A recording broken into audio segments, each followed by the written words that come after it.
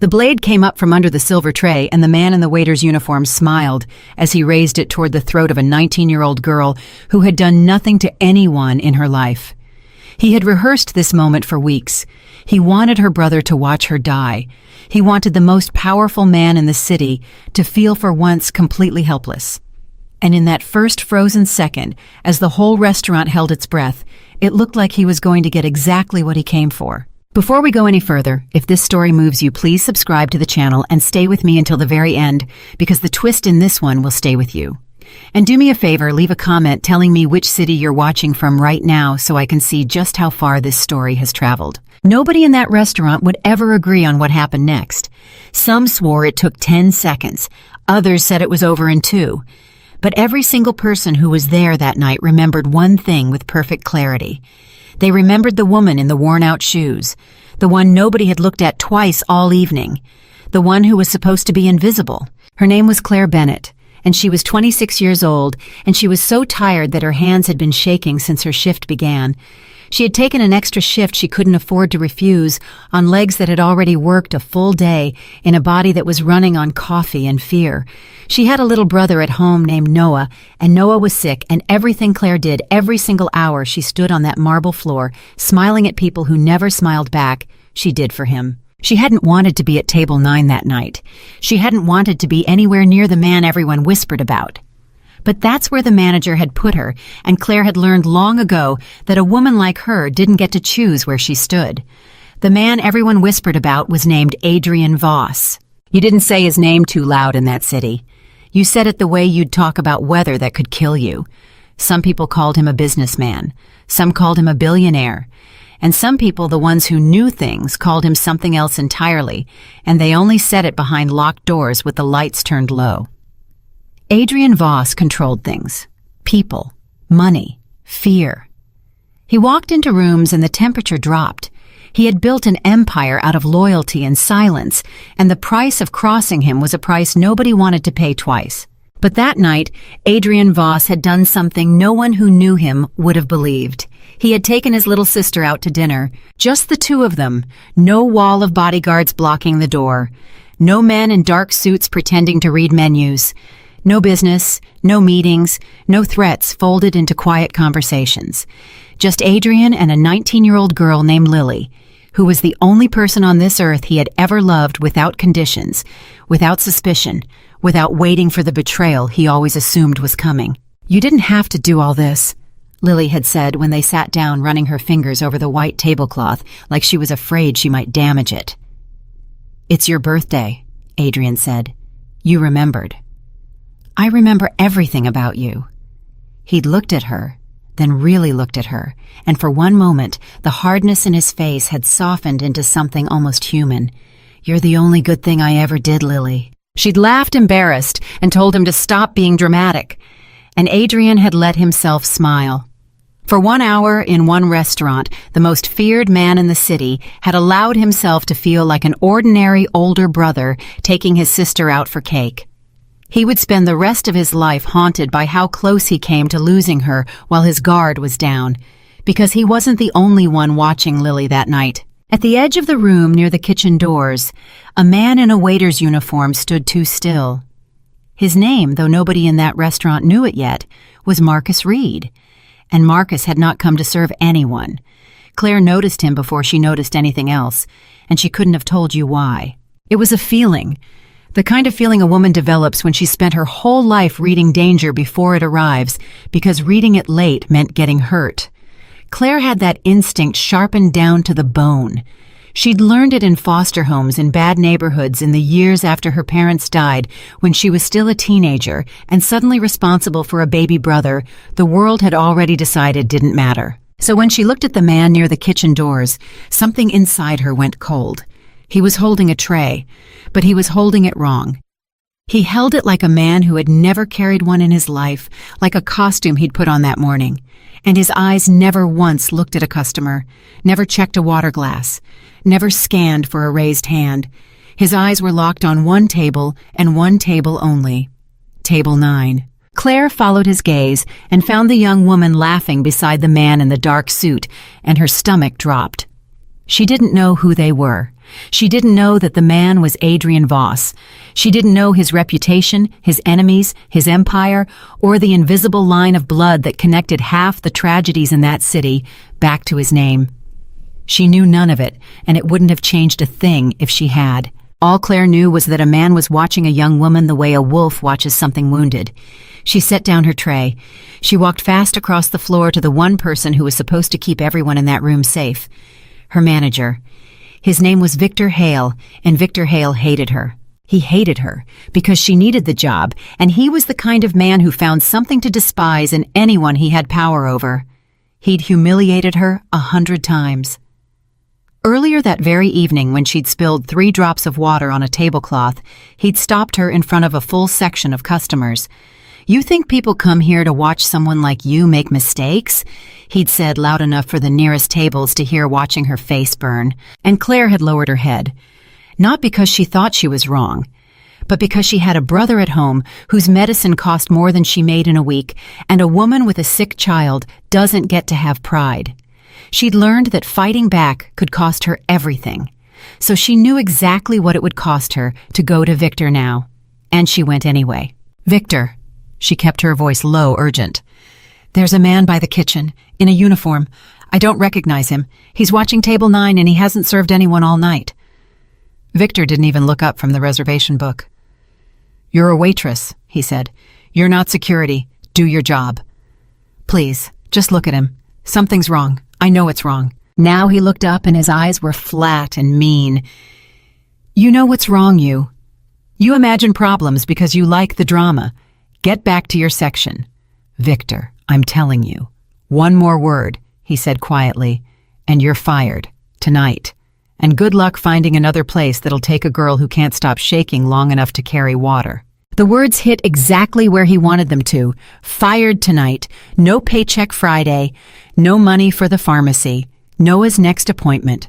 The whole fragile house of cards she'd been holding up with her bare hands for years, ready to collapse over one sentence from a man who enjoyed watching her squirm.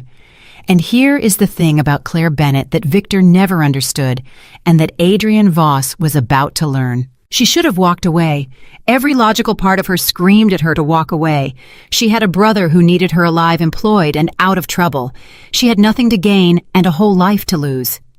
The smart thing, the safe thing, the thing that any reasonable person would have done, was to lower her head one more time and go back to filling water glasses and let the powerful people handle their own powerful problems. She thought about walking away.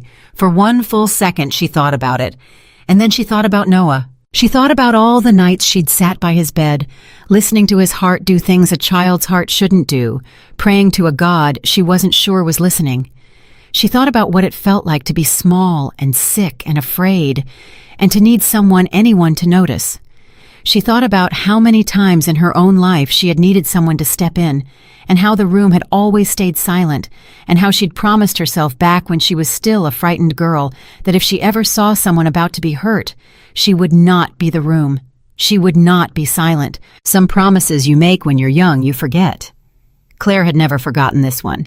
She turned away from Victor and started walking back toward table 9. Not fast enough to cause panic, just fast enough. She was going to get between that man and that girl, and she was going to do it herself because no one else was going to. She was 3 tables away when it happened.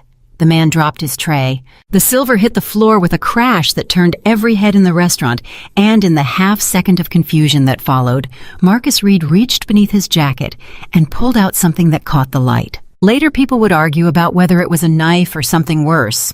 It didn't matter.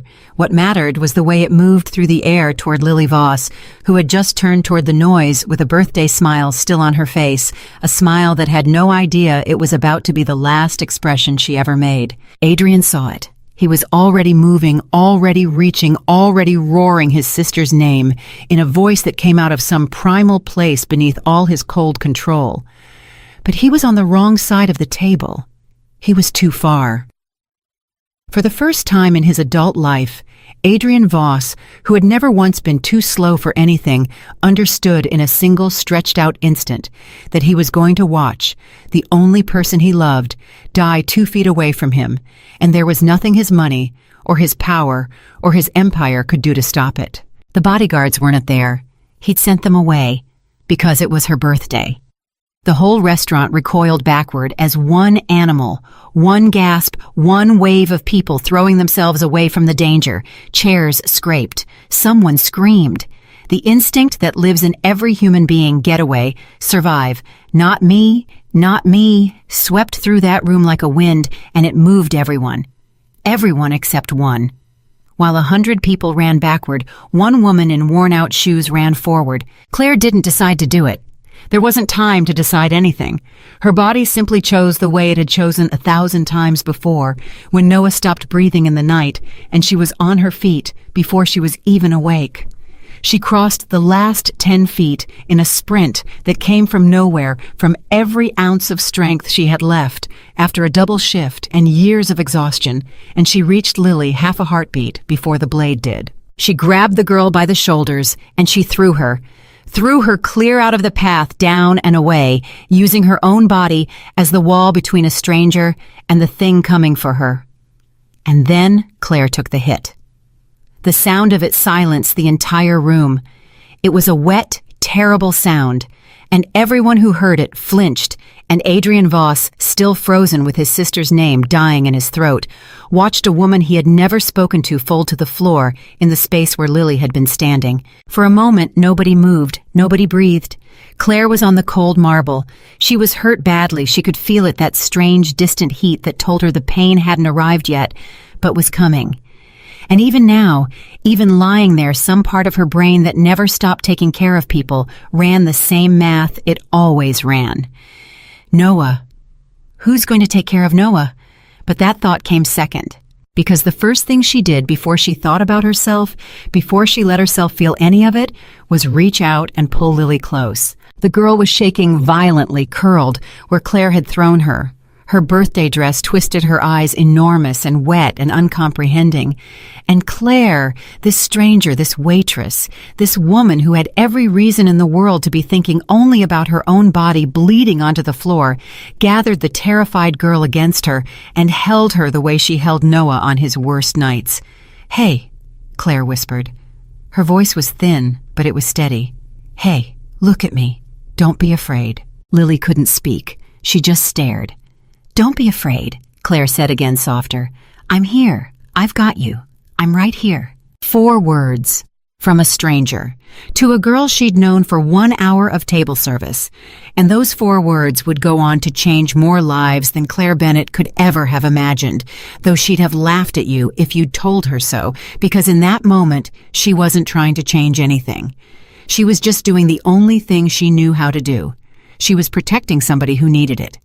Then the room exploded back into motion. Adrian's security director, a sharp-eyed woman named Maya Torres, who had been circling the block outside because Adrian had insisted on privacy, came through the doors like a storm.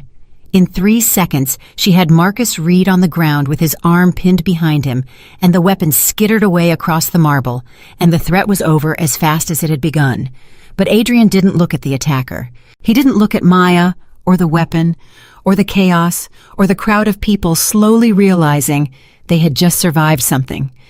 Adrian Voss looked at the floor. He looked at his sister, alive, whole, shaking, but breathing, wrapped in the arms of a woman he had never bothered to notice all night. A woman in a cheap uniform and shoes that had holes in the soles. A woman who was bleeding for a girl she couldn't possibly have known was worth anything to anyone, because Claire hadn't done it for that reason. She hadn't done it because Lily was rich or important or connected to a dangerous man who could reward her.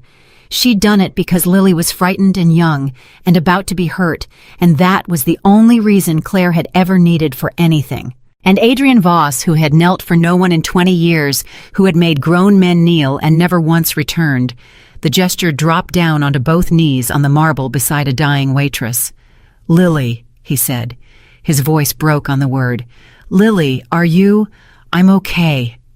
Lily was sobbing now, the shock cracking open.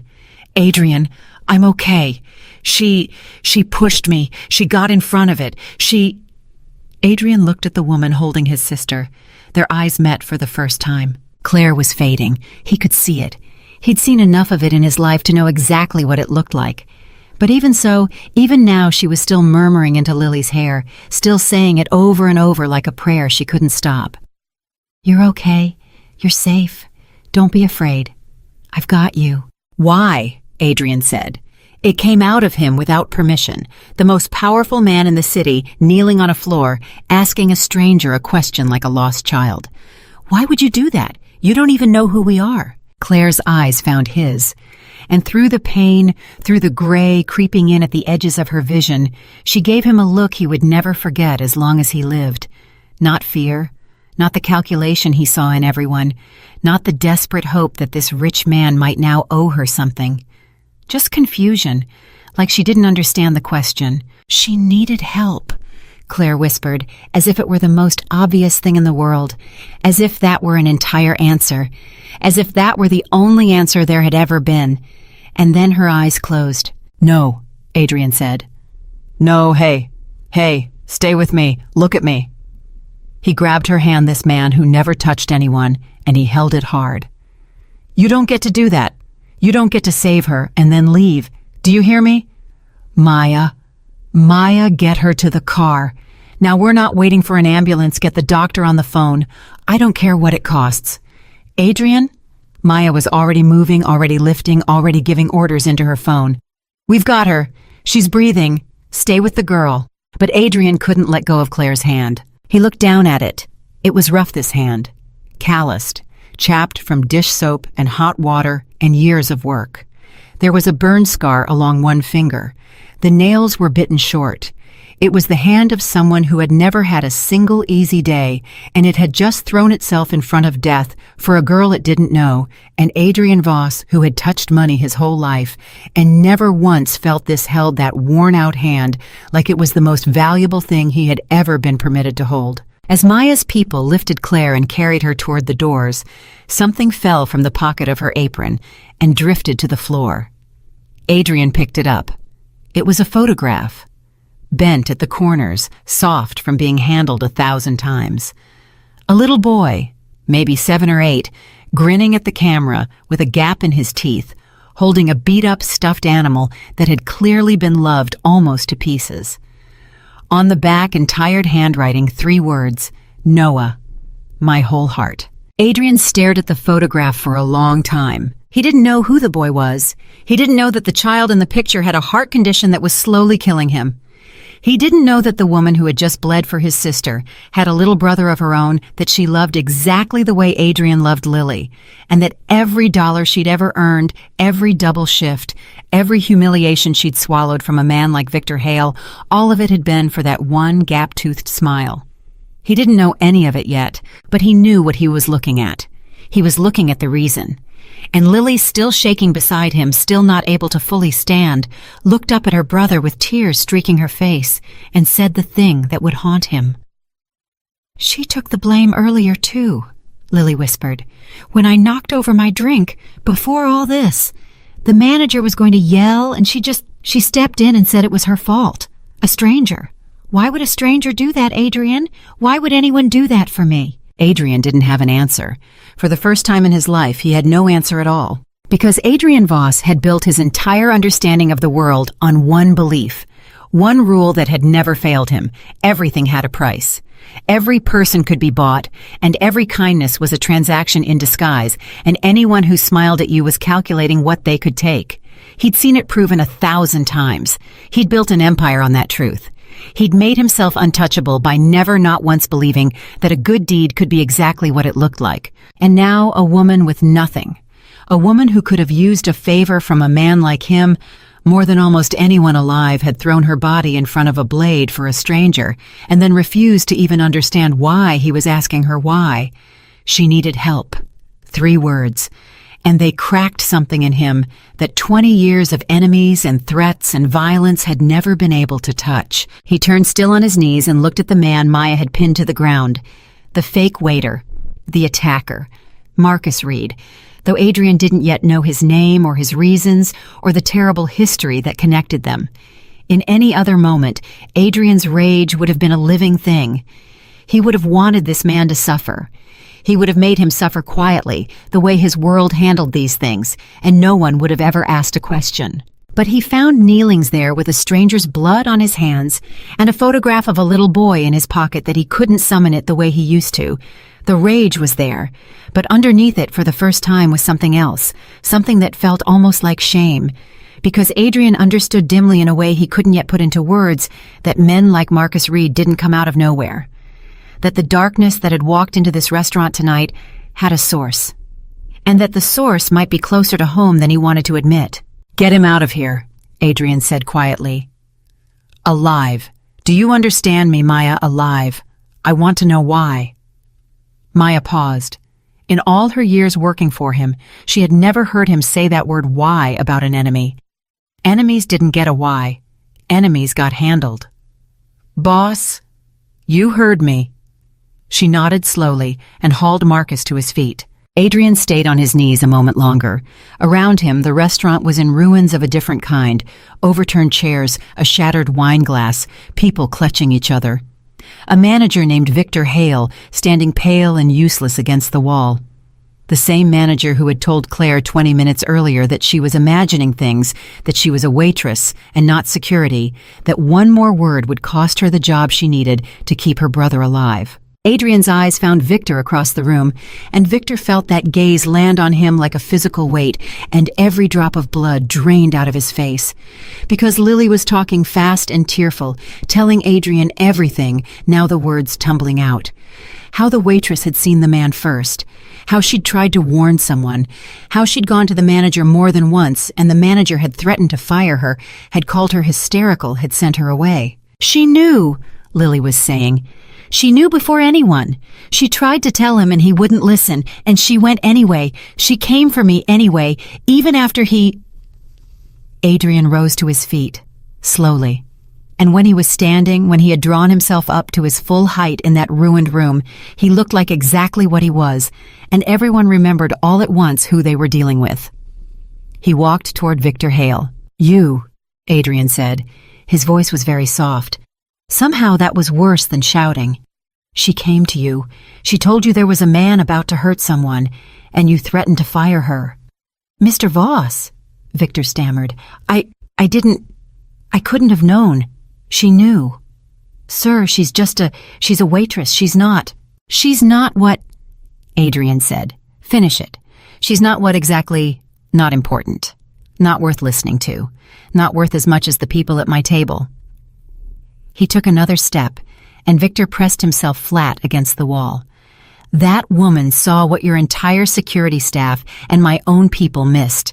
She saw it because she was the only person in this room paying attention to anything other than herself. And you told her to be quiet. You told her to know her place." Victor had no words left. His mouth opened and closed. "I'm going to remember your face," Adrian said. And then he turned away because there were more important things than Victor Hale and always would be, and he'd wasted enough breath on a small man on the worst night of a great woman's life. He walked toward the doors, toward the car, toward the hospital, where they were racing a stranger's heartbeat against the clock. Lily hurried beside him, holding his arm, and he let her, and neither of them spoke. But in his pocket, his hand had found the photograph again. The little boy. The gap in his teeth. My whole heart. Adrian Voss had walked into that restaurant as a man who believed the world was made of prices and leverage and fear, a man who had never in his adult life been surprised by another human being.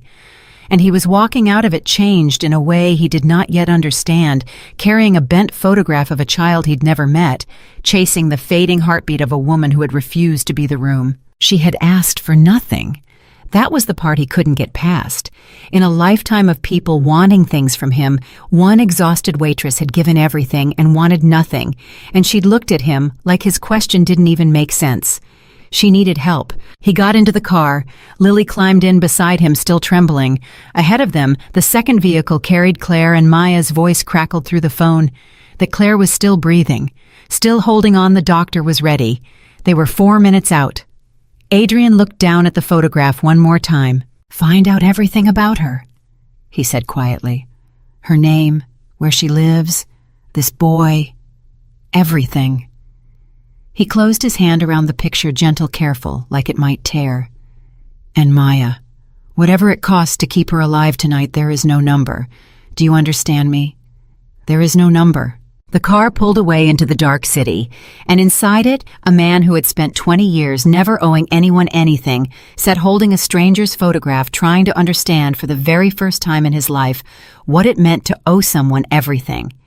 He didn't know yet who Claire Bennett really was. He didn't know about the sick little brother, or the loan the bank had refused, or the years she'd spent drowning in silence and smiling through it so a child wouldn't see her fear.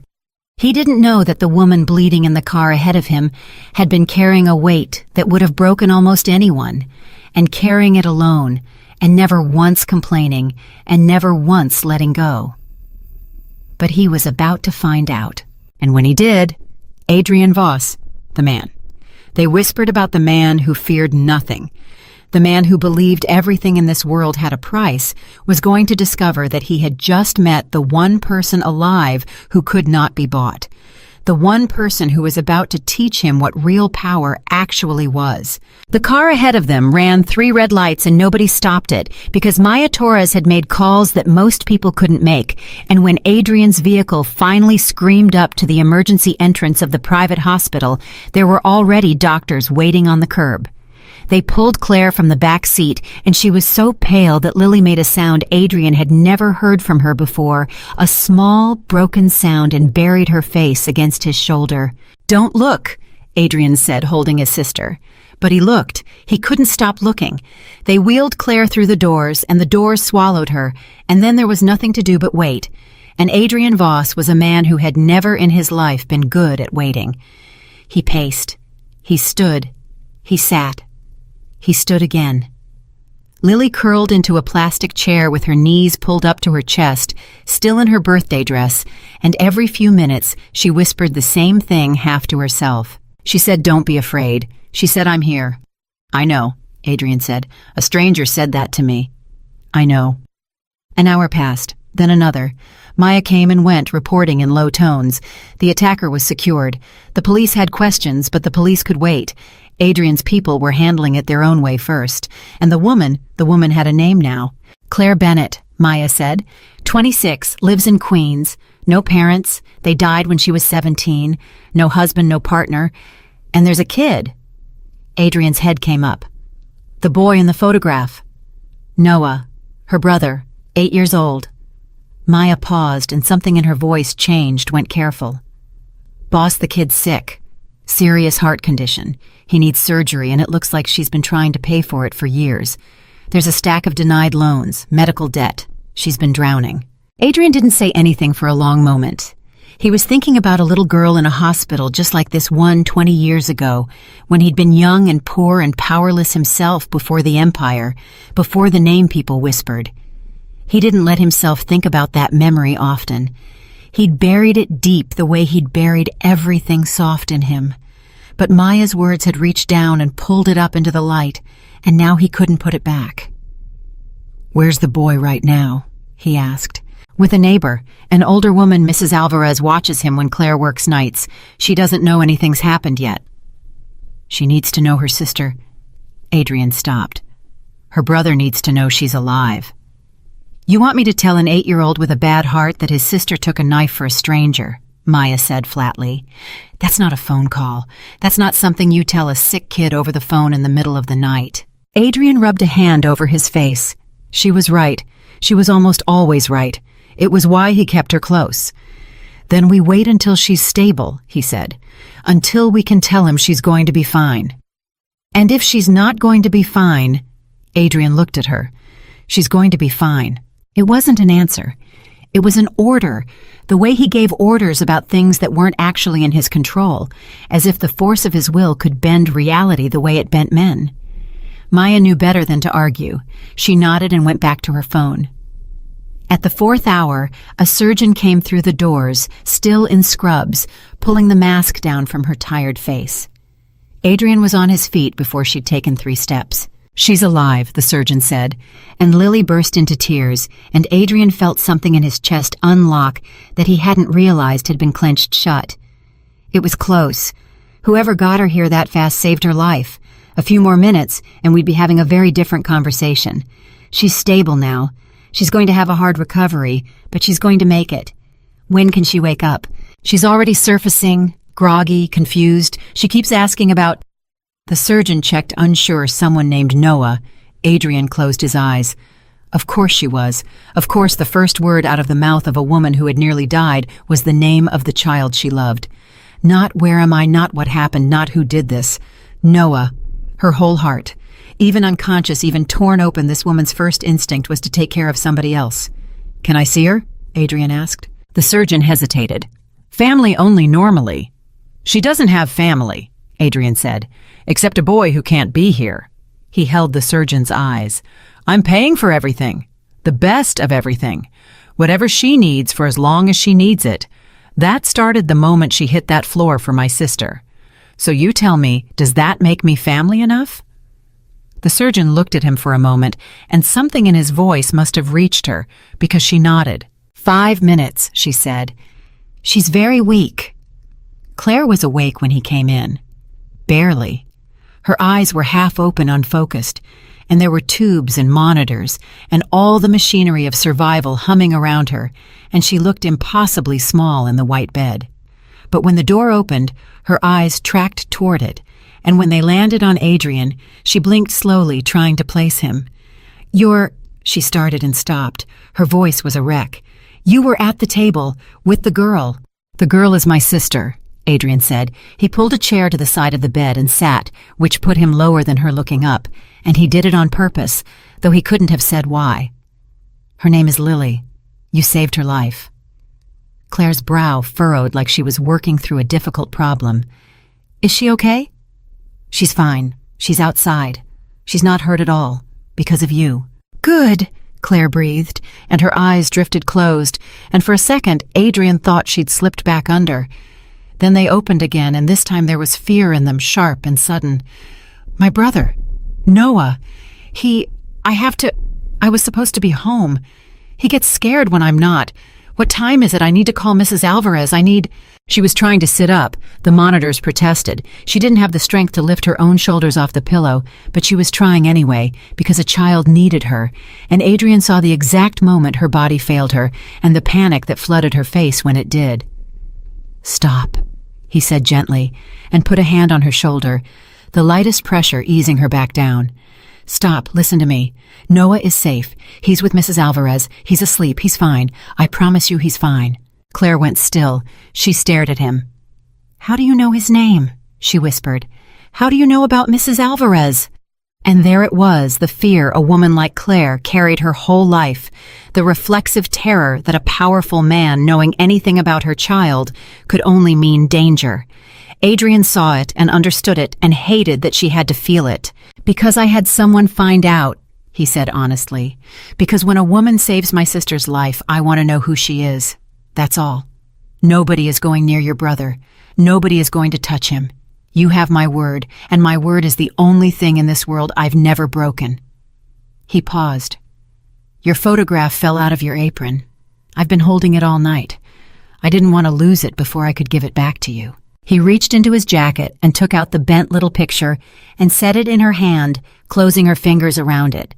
Claire looked down at Noah's gap-toothed smile, and her whole face crumpled, and she began to cry, silent and exhausted, the tears just sliding down into her hair because she was too weak to even wipe them away. I thought I was going to die on that floor, she whispered, and all I could think was, who's going to take care of him? Who's going to give him his medicine in the morning? He won't take it for anyone else. He hides it under his tongue and spits it out. Only I can get him to take it. She was crying harder now. I can't die. Do you understand? I'm not allowed to die. There's no one else. Adrian Voss had watched men beg for their lives. He'd watched people plead, negotiate, offer him everything they had. He had sat unmoved through more human desperation than most people saw in 10 lifetimes, and he had felt nothing because he'd taught himself to feel nothing, because feeling was a weakness his world punished. And this woman crying, not because she was afraid to die, but because she was afraid of who would give a little boy his medicine, undid 20 years of that in about 4 seconds. You're not going to die, he said, and his voice was rough. You're going to live, and you're going to get strong, and you're going to give your brother his medicine yourself. Every morning, for a very long time. He leaned forward. And Claire Noah is going to get his surgery." She stopped crying. She stared at him. "His heart?" Adrian said. "The surgery he needs, the one the banks wouldn't give you the money for. It's already handled. It's done. The best surgeon in the country. He'll be scheduled the moment he's ready. You never have to think about the money again. Not for him, not for you, not ever." For a moment, Claire didn't react at all, and Adrian expected what he always got, what he'd gotten his entire adult life when he told people he'd solved their problems. The flood of gratitude, the tears of relief, the thank you, thank you, thank you, the immediate recalibration in someone's eyes as they realized they'd just been made rich, made safe, made his. That's not what happened. Not. What happened was that Claire Bennett, half dead in a hospital bed, looked at the most dangerous man in the city and said no. Adrian blinked. "What? No," she said again, and there was something in her voice now that hadn't been there before, something with a spine in it. "I can't take that." "Claire, I don't even know you," she said. "You're telling me you're paying for my brother's heart surgery, a surgery that costs more money than I'll make in my entire life, and I'm supposed to just say yes to a stranger." She shook her head weakly against the pillow. "My whole life, when something looks too good, it's because someone wants something back. And what you're offering isn't good, it's impossible. So what is it you want from me? Just tell me. Tell me what the price is." And there it was. The price. She thought there was a price because in her world, the same as in his, there always had been. Two people from two completely opposite ends of everything, and they'd both learned the exact same lesson about how the world worked. Everything costs something. Nothing is free. The hand that feeds you is the hand that owns you. For the first time, Adrian understood that she wasn't naive. That was what he'd almost mistaken it for at the restaurant, this reckless goodness. He'd almost thought she was simple, a woman too foolish to protect herself. But she wasn't foolish at all. She knew exactly how the world worked. She'd been ground down by it her whole life. She just refused to let it turn her into someone who did the calculation before helping a frightened girl. "There's no price," Adrian said quietly. "There's always a price. Not this time." "Why not?" Claire demanded, and a little strength was coming back into her, now fueled by something like anger. "Why would you do this? Rich men don't pay for poor kids' surgeries out of the goodness of their hearts. I've been begging for help for 2 years. 2 years. I filled out every form, I went to every office I got on every list, and I got told no, no, no. And now a man I've never met walks into a hospital room and says, 'Here, have a miracle,' no. Things don't work like that, not for people like me. So there's a catch. There's always a catch." Adrian was quiet for a moment, and then he told her the truth, which was not a thing he did often, because in his life the truth was a luxury he usually couldn't afford. "You want to know why?" he said. "I'll tell you why. Tonight a man walked into that restaurant to kill my sister, and 100 people ran away from her. My own security ran the wrong direction. I stood there and I froze, and I watched death come for the only person I love, and I couldn't stop it. Nobody could. Nobody would. Except a woman I'd never spoken to who had every reason in the world to run like everyone else and who ran toward the knife instead." He leaned closer. "You didn't know she was rich. You didn't know she was connected to me. You didn't know there was anything to gain. You thought she was a nobody, a frightened kid, and you bled for her anyway. Do you understand how rare that is? Do you understand that I've spent my entire life looking for one person, just one who would do something like that and want nothing, and I never found them. Until tonight." Claire was staring at him, silent now. "So no, Claire, there's no price," Adrian said. "This isn't me buying you. This is me trying badly in the only way I know how to answer a debt I can never actually pay. You gave my sister back to me. There's no dollar amount on earth that equals that. Paying for one surgery for one little boy isn't me being generous. It's me being so far in your debt that I'll never climb out and both of us knowing it." She didn't say anything for a long time. The monitors beeped softly. Somewhere down the hall, a cart rattled past. "I still can't take it," she finally said, and her voice had gone quiet and raw. "Not the way you're saying it, not as a payment for a life, because if I take money for saving your sister, then that's what I did it for. And I didn't. And I won't let that become the reason, even after the fact. Do you understand? That night is the only thing I've done in years that I'm actually proud of. It's the one moment I was exactly the person I always wanted to be. And I won't sell it. I won't turn it into a transaction. It's the only clean thing I have left, and I'm keeping it clean even if it kills me. And Adrian Voss, who owned half the leverage in that city, sat in silence because for the first time he had come up against something he could not buy, could not move, could not overpower, and did not in his heart want to. "Then don't take it as payment," he said at last. "Take it as—" He stopped, searched for a word he'd never had to use. "Take it as a gift, from someone who has too much and never had a good reason to spend it on anything that mattered. Let it matter. Let Noah be the thing it matters on. You don't have to owe me anything. You don't ever have to speak to me again after tonight if that's what you want. But let the kid have his heart fixed, Claire. Don't let your pride be the thing that stops it. He's 8. He didn't do anything to deserve dying because his sister was too proud to let a stranger help." It was, he would realize later, exactly the right thing to say, and also somewhat cruel, and he'd said it on instinct, because manipulating people toward the outcome he wanted was the one skill he'd never turned off. But this time, he wasn't doing it for himself. He was doing it because he'd looked at that photograph all night, and he couldn't stand the thought of that gap-toothed smile going out of the world over something as stupid as money. Claire closed her eyes. 2 more tears slid down. "Only for Noah," she whispered. "The surgery, his treatment, that's all I'll take. Nothing for me. I'll pay you back for my own, for the hospital, for tonight. I'll find a way. "You will not pay me back for saving your own life after you saved my sister's," Adrian said, and there was iron in it now. "That's not a negotiation. But fine, only Noah. If that's how you need it to be, only Noah." She nodded barely and let out a shaking breath, and Adrian watched something ease in her some knot she'd been carrying so long she'd probably forgotten it was there. The surgery. The thing she'd been drowning under for 2 years, the thing that had eaten every dollar and every sleepless night, the impossible mountain gone. Just like that. And she'd fought it. She'd nearly refused a miracle out of sheer stubborn dignity, and that was the thing that Adrian couldn't stop turning over in his mind, because it was so completely backwards from everyone he'd ever known. "I'd like to meet him," Adrian said. "Noah, when you're ready. Not to intrude, He stopped uncharacteristically at a loss. "You've talked about him. I'd like to meet the person who's worth all of this to you." Claire opened her eyes and looked at him, and for the first time there was the ghost of something warmer in her face, something that wasn't fear or suspicion or exhaustion. "He'll like you," she said, and it surprised her as much as it surprised him. "He likes everybody. He hasn't learned yet not to." A pause. "I keep trying to teach him to be careful, and I keep hoping he never actually learns it." Adrian understood that too. He'd spent Lily's whole life trying to keep her innocent, trying to keep the ugliness of his world from ever touching her, and he'd nearly gotten her killed for the sin of taking her to dinner. He didn't say that, but he understood it. He stayed longer than the 5 minutes he'd been given.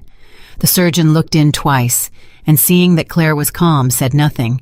And eventually Claire's eyes grew heavy and slid shut, and this time they stayed shut, and her breathing evened into sleep, real sleep, the deep kind of a body finally allowed to rest after being wound tight for years. Adrian sat beside her for a while longer, watching over a stranger the way she'd watched over his sister. Then he rose quietly and went out to where Lily was still curled in the plastic chair. "She's going to be okay," he told his sister. "She's asleep. She's going to make it." Lily grabbed his hand. "Adrian, we have to do something for her. We can't just—" "I know," he said. "It's handled, the boy's surgery, all of it." "That's not what I mean." Lily's eyes were fierce and wet. "I mean her, that manager. The way you told me they treated her there, how he threatened to fire her when she tried to warn people. I mean the whole life she has where she does something that brave and goes home to that. We can't just pay a hospital bill and walk away like that fixes it." She squeezed his hand. "You didn't see her face when she was holding me. I did. Nobody's taken care of that woman in her entire life. Everybody's just taken from her. And she still had enough left to give it to me." Adrian looked at his little sister, 19 years old, saying the truest thing anyone had said to him in years, and he felt an old, cold thing in his chest crack a little wider. "You're right," he said. "So what are we going to do?" Adrian didn't answer right away, because the honest answer was that he didn't fully know yet that meeting Claire Bennett had knocked something loose in him that he hadn't finished feeling, and that the plan forming in the back of his mind was one that would take him places he'd sworn he'd never go and unmake things he'd spent 20 years building. He didn't say any of that to Lily. What he said was, "We're going to make sure she never has to be afraid again." But even as he said it, something else was pulling at the edges of his mind, dark and insistent, and he couldn't ignore it any longer. Because there was still the matter of the man in the fake uniform. The man who'd walked in to kill his sister. The man now sitting in a locked room in one of Adrian's buildings with Maya's people, watching him, waiting for Adrian to decide what happened to him. Adrian had told her to keep him alive. He'd told her he wanted to know why, and in 20 years, he'd never once cared about the why. And now, standing in a hospital hallway at 4 a.m. with his sister's hand in his, Adrian finally let himself ask the question he'd been avoiding all night. Because attacks like that didn't come from nowhere. Men didn't put on a costume and walk into a restaurant to murder a 19-year-old girl who'd never hurt anyone in her life for no reason. Someone had sent that man, or that man had a reason of his own, and either way the reason led back to one place. It led back to Adrian. It led back to the empire he'd built, the fear he'd sold, the things he'd done, and the people he'd broken to keep himself and his sister safe. He'd built all of it to protect Lily, every ruthless thing, every enemy he'd made, every family he'd ruined, every choice that had earned him the whispered name people were too scared to say out loud. He'd told himself it was all for her, to keep her safe, to keep the world from ever touching her. And tonight the world had walked right up to her with a knife, wearing a waiter's uniform, because of him, because of the empire, because of the fear. The very thing he'd built to protect her was the thing that had nearly gotten her killed. Claire hadn't known any of that when she stepped in front of that blade. She'd just seen a frightened girl. She'd been the only clean thing in a room full of Adrian's consequences. "Adrian," Lily said, "you went somewhere." "I'm here," he said. And then hearing the echo of what a waitress had whispered to his sister a few hours before something moved across his face that Lily had never seen there. "That's what she said to you, isn't it? Don't be afraid, I'm here." "Yeah," Lily whispered. Adrian was quiet. "Somebody said that to me once," he said finally. "A long time ago, before you were old enough to remember, before all of this." He didn't explain. He didn't say who. He just stood there holding his sister's hand in a hospital hallway, a man who'd spent 2 decades convincing the world and himself that he felt nothing, discovering at 4 a.m. that he'd only ever been very good at pretending. He looked back at the door of Claire's room. "Take the car home," he told Lily. "Get some sleep. Maya will stay with you." "Where are you going?"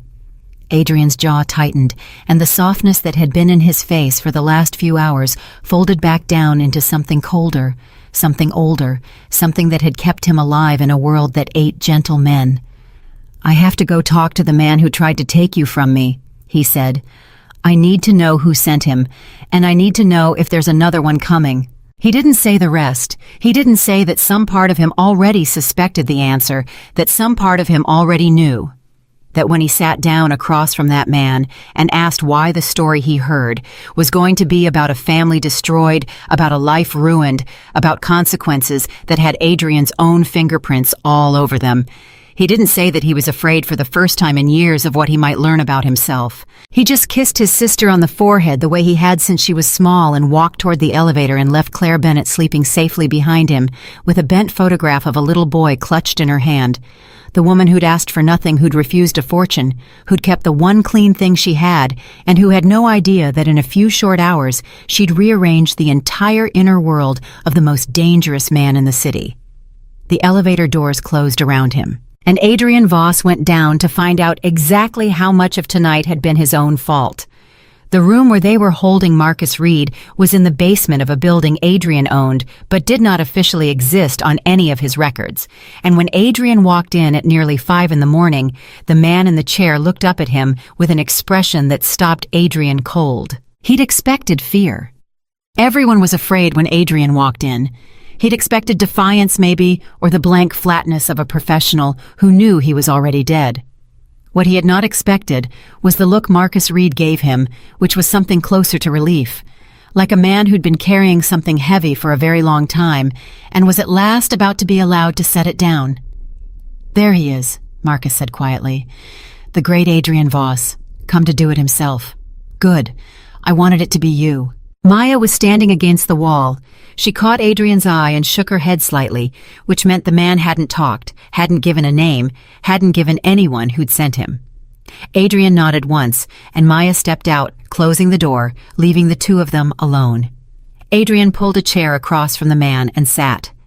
"You know my name," Adrian said. "I don't know yours." "Marcus Reed." The name meant nothing to Adrian. He searched it, turned it over, waited for it to connect to some enemy, some rival, some deal gone wrong. Nothing. And that somehow was worse because it meant this wasn't business. Business he understood. Business had rules. "You walked into a restaurant tonight to kill a 19-year-old girl," Adrian said. "My sister. She's never hurt anyone. She's never done anything to anyone. So before I decide what happens to you, I'm going to ask you one question, and I want you to think very carefully about your answer." He leaned forward. "Why?" Marcus laughed. It wasn't a good laugh. It was the laugh of a man standing at the bottom of something. "You really don't know," he said. "That's the part I couldn't believe when I planned this. You genuinely have no idea who I am. You did what you did to my family and you don't even remember. That's how small we were to you. We were so small you didn't even keep the memory." Adrian went very still. "Explain," he said. "4 years ago," Marcus said, "you needed a piece of property, a block of old buildings down by the water. There was a construction deal, a big one, and those buildings were sitting right in the middle of what you wanted, and the people who lived there wouldn't sell. My father wouldn't sell. He'd owned his little shop on the ground floor for 30 years. It was everything he had. It was everything we had." Marcus's voice was steady, but his hands cuffed in front of him had started to tremble. "So your people came. First they offered money, then when he still said no, they stopped offering money. There was a fire, Mr. Voss, in the middle of the night. They said it was an accident. Bad wiring, they said. Old building." Adrian didn't move. "My father was inside," Marcus said. "He didn't get out. My mother pulled him from the building, and he lived another 11 months in a hospital bed, and then he didn't. And the medical bills took everything the insurance didn't, and my mother lost the will to fight, and 18 months after my father burned, she was gone too. And I sat in a courtroom and watched your lawyers make the whole thing disappear. Watched them turn my father's death into a paperwork error, and I watched you. You walk out of that courthouse and get into a car and drive away without so much as turning your head. Because we were nothing. We were a line item. We were the cost of doing business." The room was silent for a long time. Adrian remembered the deal. Not the man, not the father, not the fire, not the shop, none of the specifics, but the deal. Yes, the block by the water.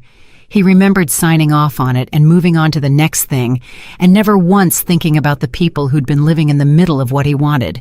He'd given an order, handle it, 2 words. He'd said them 1,000 times and never once followed the thread of what happened after, because following the thread was for people who couldn't afford to sleep at night, and Adrian had trained himself to sleep just fine. And now the thread had followed him back. It had put on a waiter's uniform and walked into his sister's birthday dinner with a blade, and it had a name and a face and a dead father and a dead mother and a laugh like the bottom of a well. "You wanted to hurt me," Adrian said finally. His voice had gone quiet. "So you came for Lily." "I wanted you to feel it," Marcus said, and now the steadiness broke, and something raw came pouring out of him. "I wanted you to know exactly what it feels like to have the one person you'd burn the world for taken from you by someone who doesn't even feel it. Someone who signs a piece of paper and moves on. I wanted you to sit in a hospital and watch her die slow and know there was nothing your money could do. I wanted you to feel what I felt watching my father cough up smoke for 11 months. I wanted us to be even." "And a waitress got in the way," Adrian said. Marcus's face changed. Something moved behind his eyes, something like shame. "I saw her go down," he said more quietly. "The woman. I saw her throw herself in front of your sister and take it. And I stood there for a second and I thought—" He stopped, swallowed. "I thought I've become the thing that did this to me. I came here to make an orphan out of somebody the way somebody made an orphan out of me. And this stranger, this waitress, she was willing to die to stop it, and I was willing to kill a girl who never did anything, and I couldn't even—" His voice cracked. In that second, I didn't know which one of us was the monster anymore, her or me, and I knew it was me. It was me. It was— Adrian sat with that. He had come down here expecting to find an enemy, a rival, a hire, a professional, someone he could understand in the language he'd spoken. His whole life, power leveraged the calculus of threat. Instead, he'd found a broken man who was a mirror. A man who had loved someone so much he'd been willing to destroy himself to avenge them. A man who had made exactly the choice Adrian would have made in a life that Adrian had personally destroyed. The most dangerous realization of Adrian's entire life arrived quietly in a basement at 5 a.m. I made this. I made him. He is my son in the only way that matters. He is what my choices produce. How many others? Adrian said, and his voice didn't sound like his own. The block by the water, my whole life. How many others are out there like you? How many fathers? How many mothers? How many families that I turned into a line item because they were standing where I wanted to build? How many Marcuses am I walking past every single day waiting for one of them to finally do what you did tonight? Marcus said nothing. That's what you came here to teach me, Adrian said. Isn't it? Not just to hurt me, to make me count. I came here to kill your sister, Marcus said flatly. Don't make it noble. I came here to make you suffer, and I would have done it. The only reason I didn't is a waitress was faster than me. Don't you dare turn what I did into a lesson so you can feel better about yourself. My father is still dead. Your fire still killed him. Nothing that happens in this room brings him back, and nothing you say changes what you are. And that Adrian thought was the most honest thing anyone had said to him in 20 years. Because Marcus was right. It would be so easy, so seductively easy, to sit here and let this become a story about Adrian's redemption, a lesson gifted to him by the universe, a wise villain teaching him to be better. And that would be one more way of making Marcus's father into a line item, one more way of taking a man's whole ruined life and turning it into something that was in the end about Adrian. He wouldn't do it. He owed the dead that much. You're right, Adrian said. It's not a lesson. It's not noble. Your father's dead because of me, and no amount of me feeling terrible about it puts breath back in his body. I'm not going to insult you by pretending my guilt is worth anything to you. It isn't. It's worth nothing to you at all, he paused. But it's worth something to me. And it's worth something to the next family, because I'm going to make sure there isn't one. Marcus looked at him warily. What does that mean? Adrian didn't answer that directly. Instead, he stood and walked to the door and opened it and told Maya to come in. She came and stood and waited for the order she'd been waiting for all night. The order that in the old days would have meant Marcus Reed disappeared and was never spoken of again. She'd seen Adrian give that order before to men who'd done far less than try to murder his sister. She fully expected to hear it now. Take the cuffs off him, Adrian said. Maya blinked. Boss, take them off. He tried to kill Lily. He walked into that room to put a knife in your sister, and you want me to— I know what he did, Adrian said, and I know why he did it, and I know whose fault it is that a man like him exists in the first place. He looked at Marcus. Take the cuffs off. He's not going anywhere. Are you Marcus? Marcus stared at him. What are you doing? Something I've never done, Adrian said. I'm going to hand you to the police, the real police, not the ones I own. You're going to be arrested and charged and tried in a real court for what you did tonight. You'll go to prison. You attacked a girl in front of 100 witnesses. There's no version of this where you walk free, and I'm not going to make one for you. He held the man's eyes. But you're going to be alive. You're going to get a trial. You're going to get everything my lawyers made sure your father never got. And when it's done, when you've served your time, there's going to be something waiting for you. I'm setting up money in your name. Not a bribe, not to keep you quiet. You can tell the whole world what I did to your family. I hope you do. It's the truth, and it should be told. But there's going to be enough waiting that when you come out, you don't come out into nothing. Because your family came out into nothing, and I did that, and I can't undo it, but I can make sure it stops with you. The room was dead silent. Maya had gone completely still against the wall because in 10 years of working for Adrian Voss, she had never once heard him do anything remotely like this.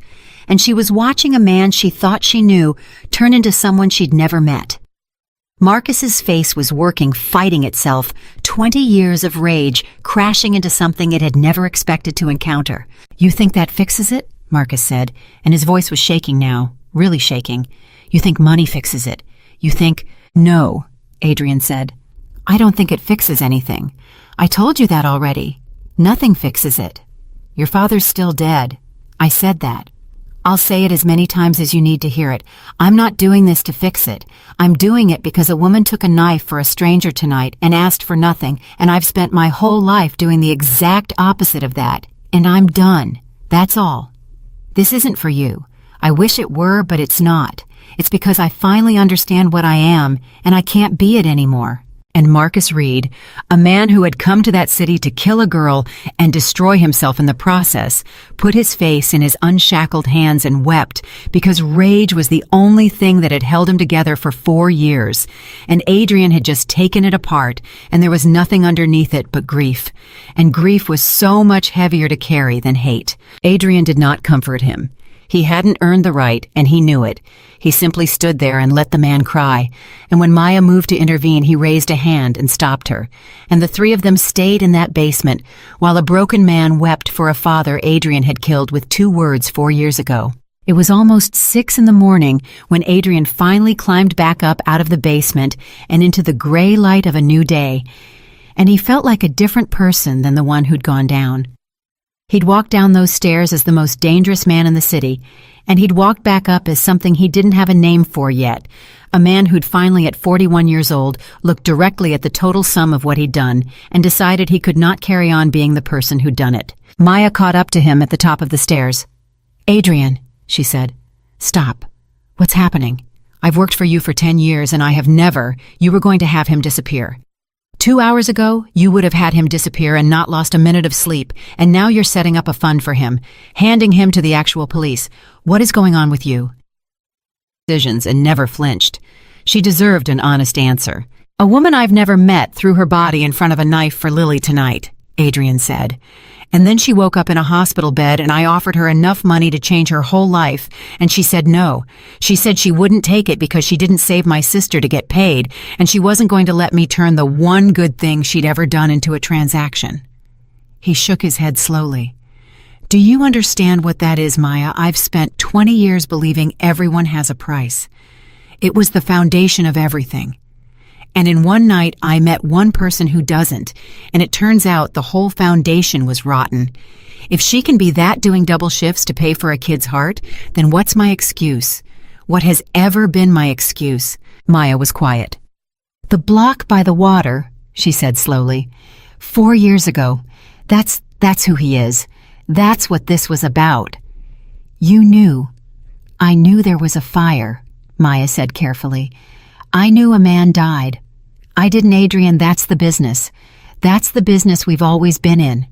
You can't suddenly decide 4 years later that—" "I can, though," Adrian said. "That's the thing I figured out tonight. I can decide that. It turns out I could have decided it any day for the last 20 years. I just never did, because it was easier not to." He looked at her. "A waitress with holes in her shoes decided to be a good person tonight when it could have cost her everything.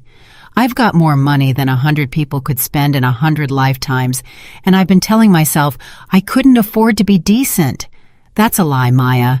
It was always a lie. I just liked it better than the truth." Maya didn't have an answer for that. For the first time in a decade, the woman who always had an answer just stood there. "There's going to be more of them," Adrian said quietly. "More Marcuses. I can feel it. 20 years of handle it. There are people out there right now who hate me the way he does and have every right to. And I can't undo the fire or the ones before it or the ones I don't even remember. But I can stop making new ones. Starting now. Starting today." He started walking again. "Get me a full accounting. Everything. Every deal like that block, every family, every fire, every accident, every person we turned into a line item. I want names. I want to know exactly how much damage I've done down to the last person. Adrian, that list is going to be... Maya stopped. That list is going to destroy you. If any of it ever gets out. Then let it get out, Adrian said. Marcus can tell the world. So can everyone on that list. I'm done being protected from the truth of my own life. Get me the accounting. He reached the door to the street and paused with his hand on it, and something occurred to him. And Maya, he said, the manager, from the restaurant, Victor Hale. Maya tensed because she'd heard that tone before, and it usually preceded something bad for whoever's name came before it. He humiliated her, Adrian said. For months, apparently. He threatened to fire her tonight when she tried to warn people there was a killer in the room. She was the only person who saw it, and he called her hysterical and told her to know her place. Adrian's jaw tightened. Old me would have ruined him, buried him, made sure he never worked again and enjoyed watching it. And knew you. Adrian thought about it. Genuinely thought about it. And then to his own surprise, he almost smiled, though there was no warmth in it. New me is going to buy the restaurant, he said, quietly. And then I'm going to fire Victor Hale personally, and I'm going to make sure he understands exactly why. Not because I'm punishing him for me. Because a man who treats the people under him like they're disposable is exactly the kind of small evil I've been telling myself doesn't count. It counts. It all counts. It always counted. He pushed the door open.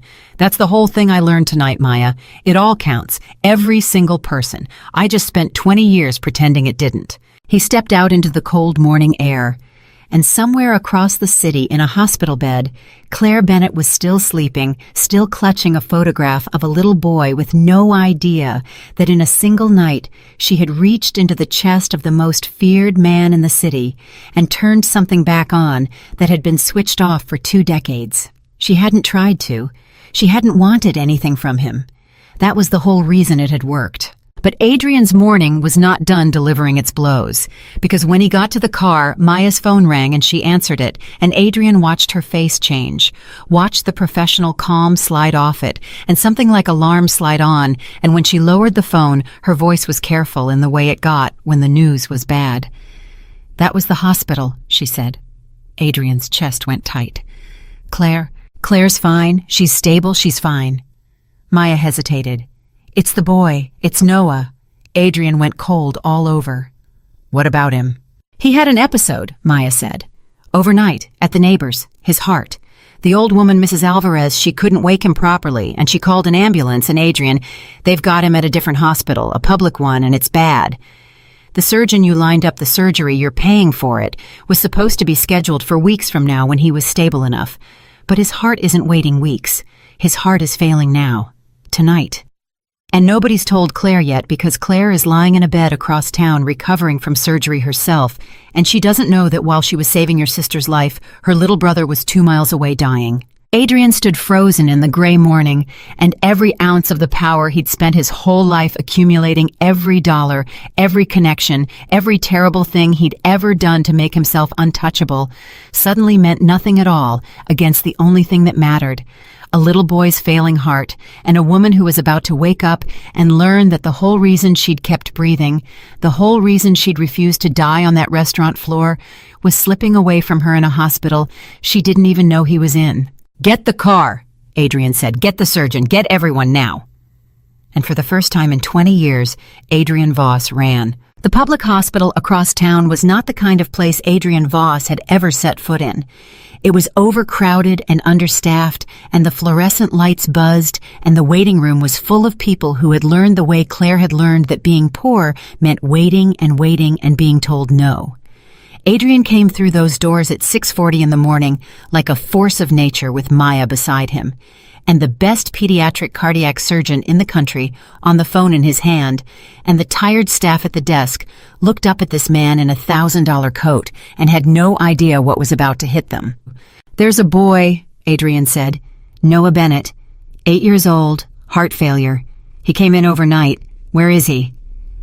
The nurse at the desk started to give him the speech about family, only about privacy, about how she couldn't just... I am paying for everything, Adrian said, cutting through it, and his voice was not loud, but it had a quality that made the whole desk stop.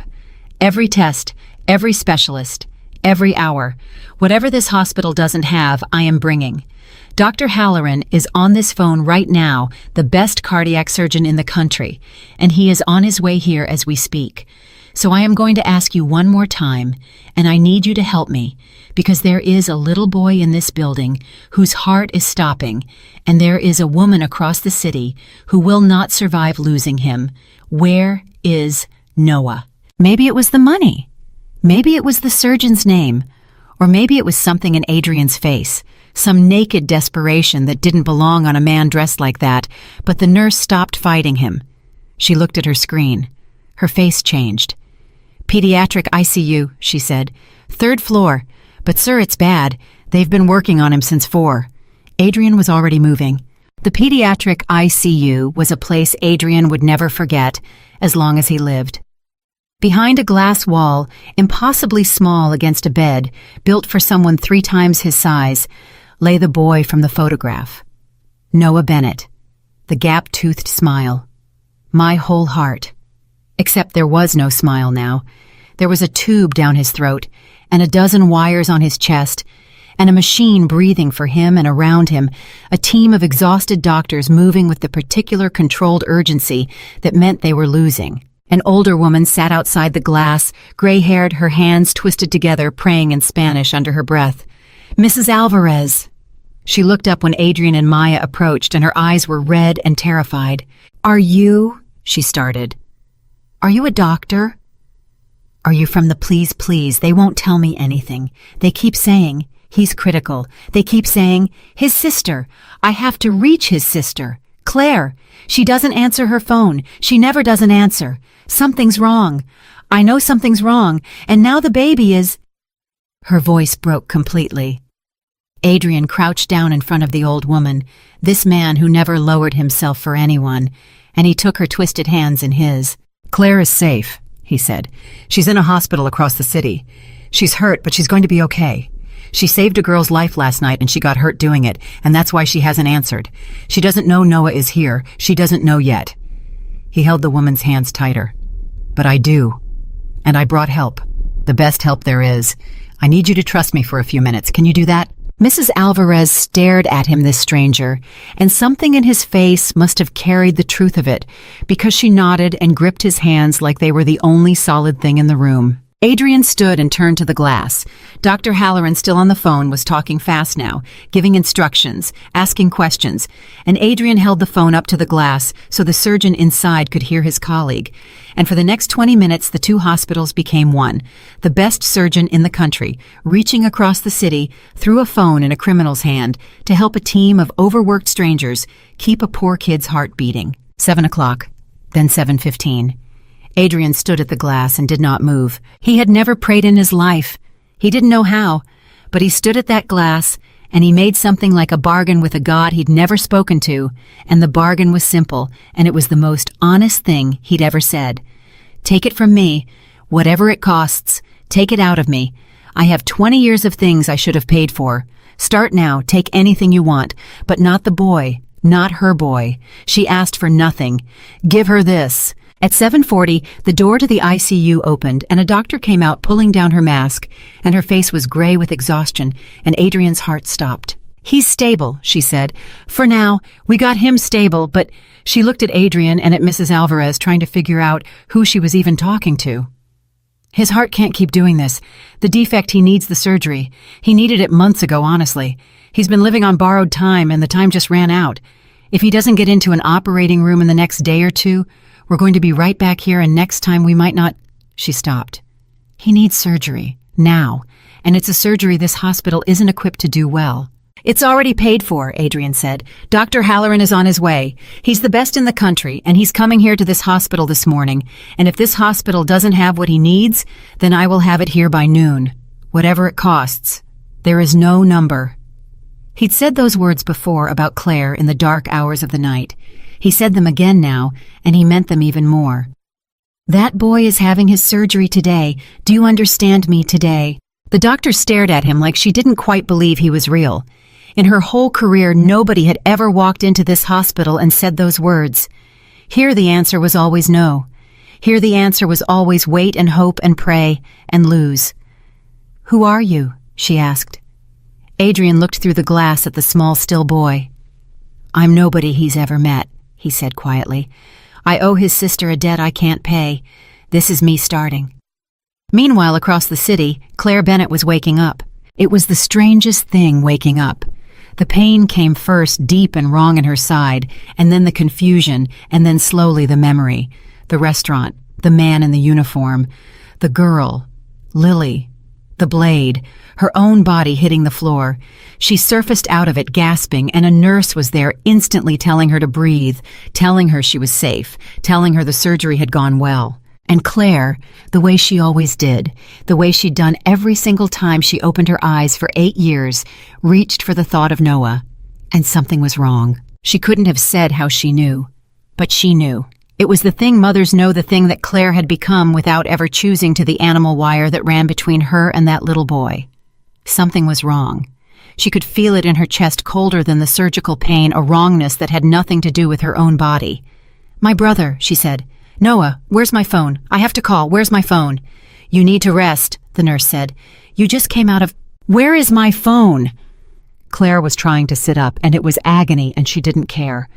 "Something's wrong with my brother. I have to reach him. I have to reach Mrs. Alvarez. Please, please, I'm not asking. I'm telling you something is wrong. I can feel it. Give me my phone." They tried to calm her. They couldn't. Because there is no calming a woman who knows in the deepest part of her that her child is in danger, and every second you keep her from him is a second she will never forgive. Claire was pulling at the wires on her own body now, and the monitors were screaming, and it took 2 nurses to keep her from getting out of the bed, and the whole time she was saying his name over and over. "Noah, Noah, something's wrong. Let me go to him. Let me go." And then the door opened and Lily Voss came in. Adrian had sent her. He'd called her from the public hospital and told her gently as he could that Noah was sick, that it was serious, that Claire couldn't be allowed to find out alone, that someone had to be with her who understood what it was to almost lose the person you loved most. And Lily, 19 years old, who had spent the whole night unable to stop thinking about the woman who'd saved her life, had gone without hesitation. She came in, and she saw Claire fighting. The nurses saw the terror on her face, and she crossed the room fast and took Claire's hand. "Claire," she said. "Claire, look at me. It's Lily. It's the girl from the restaurant, the one you saved. Look at me."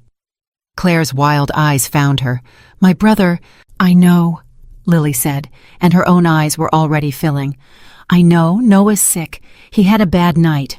But listen to me, listen. My brother is with him right now. Adrian. He's at the hospital with Noah right this second, and he brought the best heart surgeon in the whole country, and Noah is stable, Claire. He's stable. They're taking care of him. He's not alone. He's got more people fighting for him right now than he's ever had in his life. I promise you. I promise." Claire stopped fighting. She looked at Lily, this girl she'd thrown herself in front of a knife for, and the enormity of it all came crashing down on her at once, that she'd nearly died, that Noah was dying, that a man she'd met once was standing over her little brother's bed right now, with a surgeon she could never in 1,000 lifetimes have afforded, and she made a sound that wasn't quite crying, that was deeper and more broken than crying, and Lily climbed onto the edge of the bed and wrapped her arms around her, careful of the wound, and held her. "You held me last night," Lily whispered, "when I was scared. You held me and you told me not to be afraid. You said you were there." She was crying now too. "So let me do it back. Don't be afraid, Claire. I'm here. I've got you. We've got you. Both of you."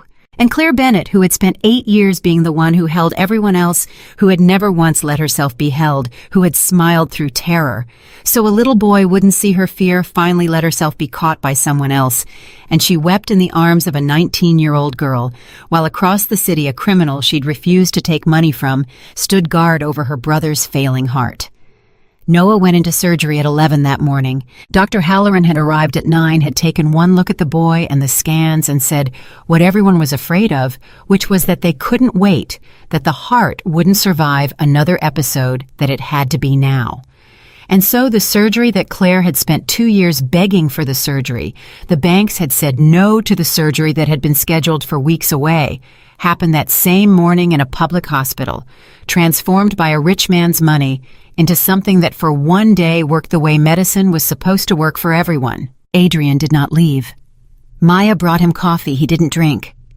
Mrs. Alvarez sat beside him and prayed, and at some point, without quite deciding to Adrian, found himself praying alongside her, badly silently in the only words he had.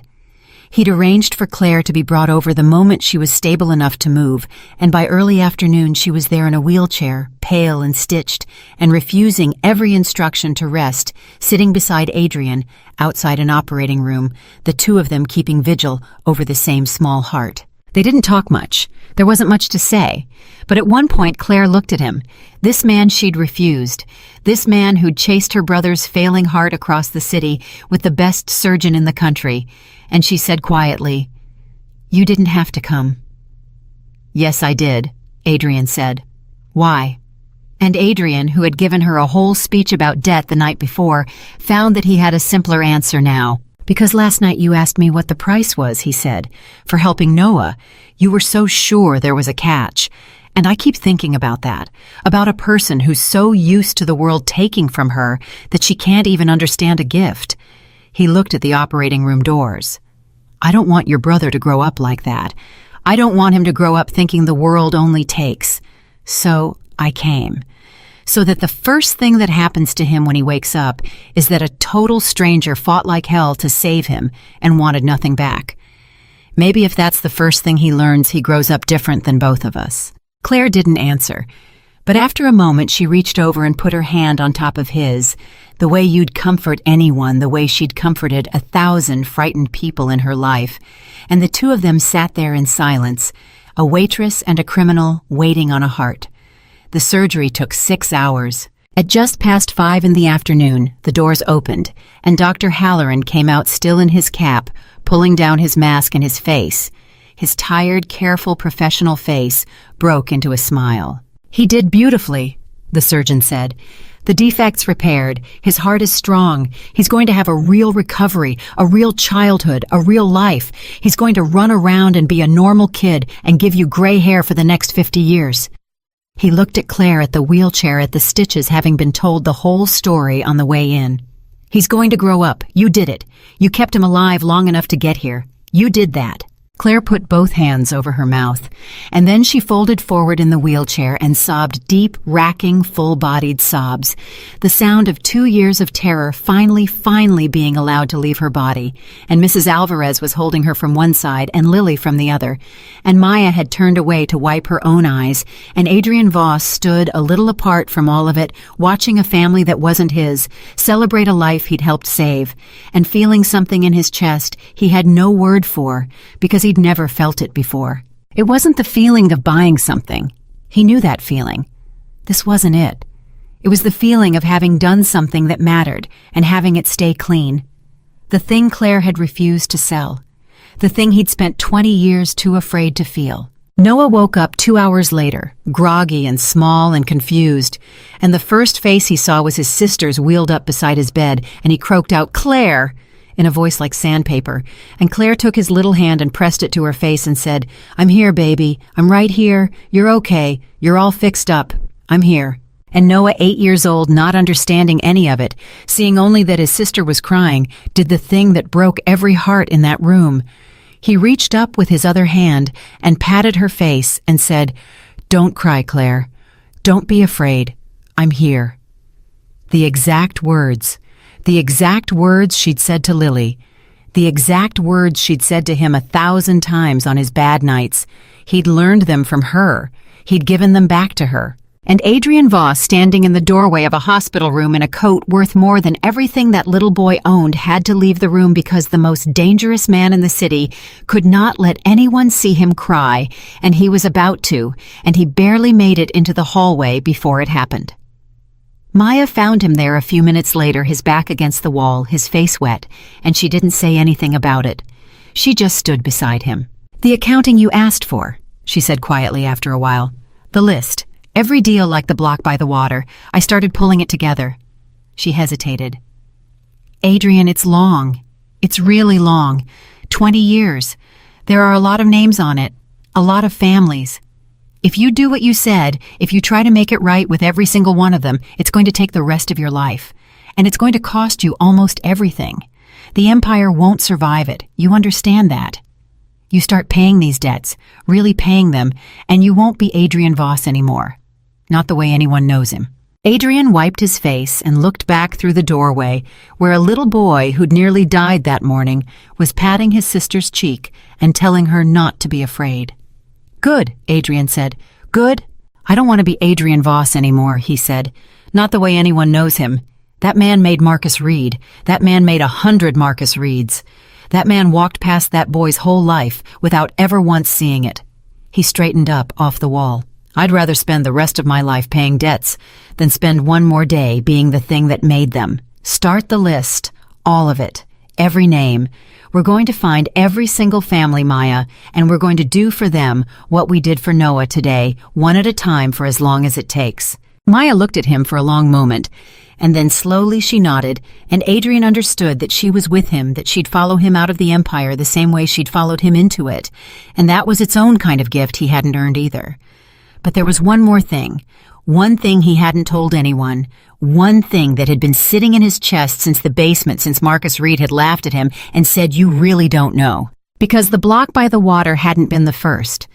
It had been 4 years ago, but it hadn't been the first, and it wasn't even the worst, and there was a name near the very top of that list of families Adrian had ruined that he already knew was on it without having to look. A name from the very beginning, from before the empire was even an empire, from the very first terrible thing Adrian Voss had ever done to make himself untouchable. And that name was going to come for him too eventually, the way Marcus had. Adrian knew it the way you know a storm is coming from the color of the sky.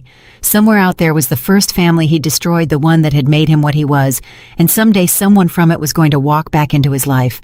He just didn't know yet that it would be sooner than he thought, or that when it came, it would cost him the one thing he'd just discovered he couldn't live without. The storm came 6 weeks later, and it came wearing a face Adrian would have known anywhere. Noah had gone home by then. Not to the small apartment in Queens, but to a better one closer to good doctors, closer to the school. Claire had always wanted for him, paid for through an arrangement she had finally grudgingly stopped fighting. She still refused most of it. She still insisted on working, though not as a waitress anymore. Adrian had made her the director of the foundation. He'd started the one that found families like Marcus Reed's and families like her own, and did for them what he'd done for Noah.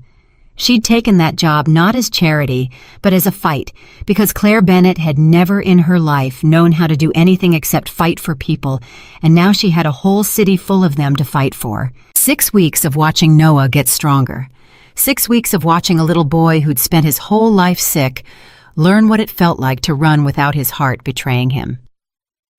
6 weeks of Adrian showing up at that apartment more often than he could explain, sitting on the floor building things out of blocks, with a boy who had decided with the fearless generosity of children that this quiet, serious man was his friend. 6 weeks of Adrian dismantling his empire piece by piece, name by name, family by family. Maya at his side, the whole rotten structure coming down slower than he'd built it, but coming down all the same. And in all those 6 weeks, Adrian had not told Claire about the name at the top of the list. He'd found it, of course, the very first week. It had been exactly where he knew it would be, the way you know where an old wound is, even in the dark. The first family he'd ever destroyed. Before the money, before the name, people whispered when he'd been young and hungry and desperate and had made one choice that turned him into everything he'd spent his life becoming. He'd found the name, and he'd stared at it, and he'd closed the file, and he'd told himself he'd handle that one last when he was stronger, when he was ready. He was never going to be ready. That was the thing about the debts you owe. You're never ready. The man who walked into the Foundation's office that afternoon was Adrian's age-gray at the temples, ordinary-looking in every way, except for his eyes, which had the same thing in them that Marcus Reed's had carried into that restaurant. Not madness. Grief that had calcified into purpose. He asked for Claire Bennett by name, said he wanted to discuss a donation, and Claire, who never turned away anyone who might help the families she fought for, brought him a cup of coffee and sat down across from him and asked how she could help. She didn't know. That was the thing Adrian would never forgive himself for. She didn't know that the man across the desk had spent 25 years hating the name Voss, or that he'd tracked Adrian's recent strange behavior, the empire coming apart, the foundation, the sudden decency, and had come to understand that the man who'd ruined his family had found something he loved, had found a woman and a little boy who mattered to him, and had decided the way broken people decide that the only justice left was to take from Adrian exactly what Adrian had taken from him. The man's name was Daniel Kane, and 25 years ago, when Adrian was young and desperate and building his first foothold, Adrian had set a chain of events in motion that ended with Daniel Kane's wife and daughter dead in a car that shouldn't have failed the way it failed. It was Adrian's first, his original sin, the one that taught him that he could do terrible things and survive them, and that lesson had built everything else. Daniel had come to make Adrian feel it. He reached into his coat, and Claire Bennett, who had learned to read danger before it arrived, who had spent her whole life sharpening that instinct down to the bone, saw the change in the man's eyes half a second before his hand moved, and she did the only thing she had ever known how to do. She got in the way. Adrian was in the hallway. He heard the commotion, heard Claire's voice go sharp and loud, heard a sound he'd heard once before in a restaurant 6 weeks ago, and he came through the door running, and what he saw stopped his heart in his chest. Claire was on the floor, again, hurt, again, because she'd put herself between a desperate man and someone he'd come to kill. Again. Except this time the someone was Adrian, and Claire hadn't hesitated for a fraction of a second, and Daniel Kane was standing over her with a weapon in his shaking hand, and horror dawning on his face, because he'd come to kill Adrian Voss, and instead he'd hurt the woman who ran the foundation, the woman who'd given him coffee, the woman who'd asked how she could help. "Claire," Adrian said, and his voice came out of him in a way it never had. He crossed the room and dropped to his knees beside her, exactly as he had on the marble floor of that restaurant. Except this time it was so much worse, because this time he knew her. This time she was the whole reason he'd become someone worth saving. "No, no, no, no! Claire, look at me!" She was conscious. Pale, hurt, but conscious. And her eyes found his, and even now, even bleeding, the first thing she said wasn't about herself. "Noah," she gasped. "Is Noah? Is he here? Is he safe?"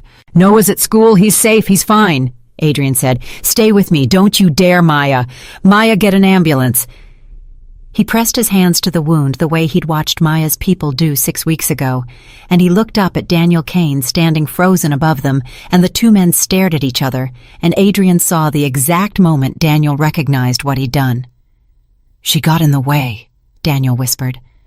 The weapon was hanging loose in his hand now. She wasn't supposed to—" "I know who you are," Adrian said.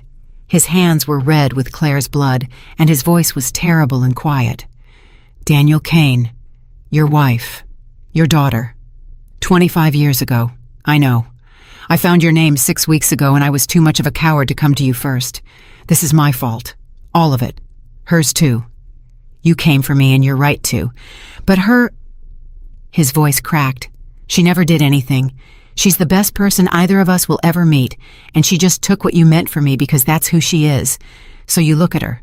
You look at what almost happened. Because that's what you were about to become. That's what I made you into, the same as I made myself. A man who kills someone innocent to feel even." Daniel Kane looked down at Claire, at the blood, at the woman who'd given him coffee. And the weapon fell from his hand and clattered to the floor, and Daniel Kane sank down to his knees, this man who'd carried 25 years of hate all the way to this room, and he began to make a sound that Adrian recognized because he'd heard it in a basement 6 weeks ago from another broken man. The sound of hate finally cracking open to show the grief underneath it. The sound of a person realizing they'd almost become the thing that ruined them. "I'm sorry," Daniel said to Claire, to no one, to a wife and a daughter 25 years gone. Oh God, I'm sorry. What did I do? What did I almost do?" "Stay down," Maya said, coming through the door, and she kicked the weapon away, and she had Daniel secured in seconds, but Daniel wasn't fighting. Daniel had stopped fighting the moment the woman who'd asked how she could help hit the floor. The ambulance came in 4 minutes. It felt like 400 years. Claire held on to Adrian's hand the whole time, and she kept trying to talk, and he kept telling her to save her strength, and she wouldn't because Claire Bennett had never once in her life saved her strength for herself. "Adrian," she said, listen to me. If I don't, you will. Don't. If I don't," she pushed on fierce even now. "Noah, you take care of Noah. Promise me, not with money. You raise him, you and Lily. You show him the world isn't only what it did to you. Promise me." "You're going to raise him yourself," Adrian said, and there were tears running down the face of the most feared man in the city, and he didn't care who saw. "Because you're going to live. You hear me? You saved my sister. You saved that boy. You saved me. You don't even know what you did to me. Claire, you turned something back on that I'd had switched off for 20 years, and I am not going to let the first person who ever looked at me and expected nothing die on a floor because of what I did before I ever met you. So you fight. You fight the way you make everybody else fight. You stay." And Claire Bennett, looking up at him, managed something that was almost a smile. "Bossy," she whispered, "for a guy who owes me his whole self." Then her eyes closed, and the paramedics lifted her, and Adrian ran alongside the gurney, holding her hand, until they made him let go at the ambulance doors. And then he stood in the street and watched them take her away, exactly as he'd watched them take her away 6 weeks before. And he made the same bargain with the same God in the same words. "Take it from me. Take anything. Not her. Not her." Claire went into surgery for the second time in 6 weeks, and Adrian sat in a waiting room for the second time in 6 weeks, except this time Lily was beside him from the start. And this time, an 8-year-old boy sat on his other side because they'd had to bring Noah from school and tell him his sister was hurt. And Noah, who had learned everything he knew about being brave from Claire, sat very straight and very still and held Adrian's hand and said, "She's going to be okay. Claire always gets back up. She always does." "I know she does," Adrian said, and prayed to God the boy was right. The hours crawled, and in those hours Adrian did the thing he'd been avoiding for 6 weeks, the thing that had almost cost Claire her life. He made a call. He had Daniel Kane brought not to a basement, not to be disappeared, but to a room where Adrian could sit across from him the way he'd sat across from Marcus, and this time Adrian didn't wait to be asked why. "I killed your family," Adrian said, 25 years ago. Your wife, your daughter. It wasn't an accident. It was me.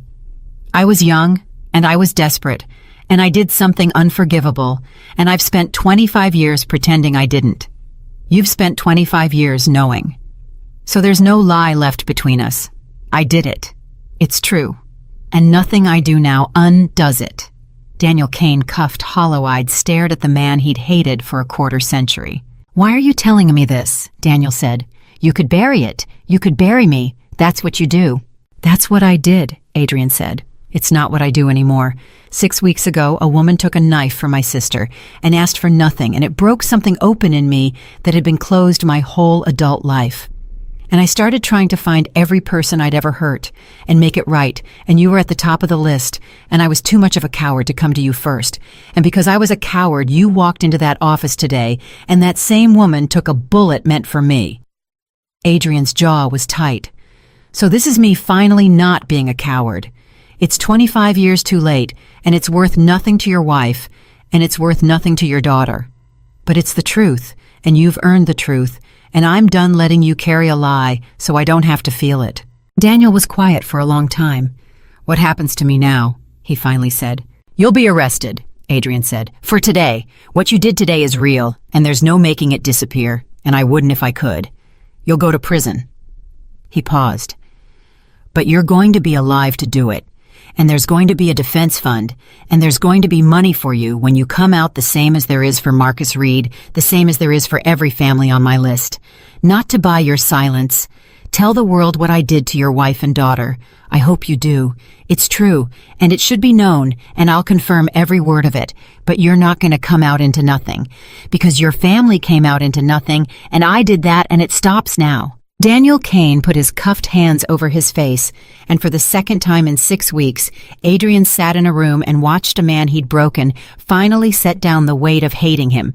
And it did not make Adrian feel absolved, because there is no absolution for what he'd done, and he knew it, and he had stopped looking for it. He'd stopped looking for absolution the day he watched a poor waitress refuse his money to keep the one clean thing she had.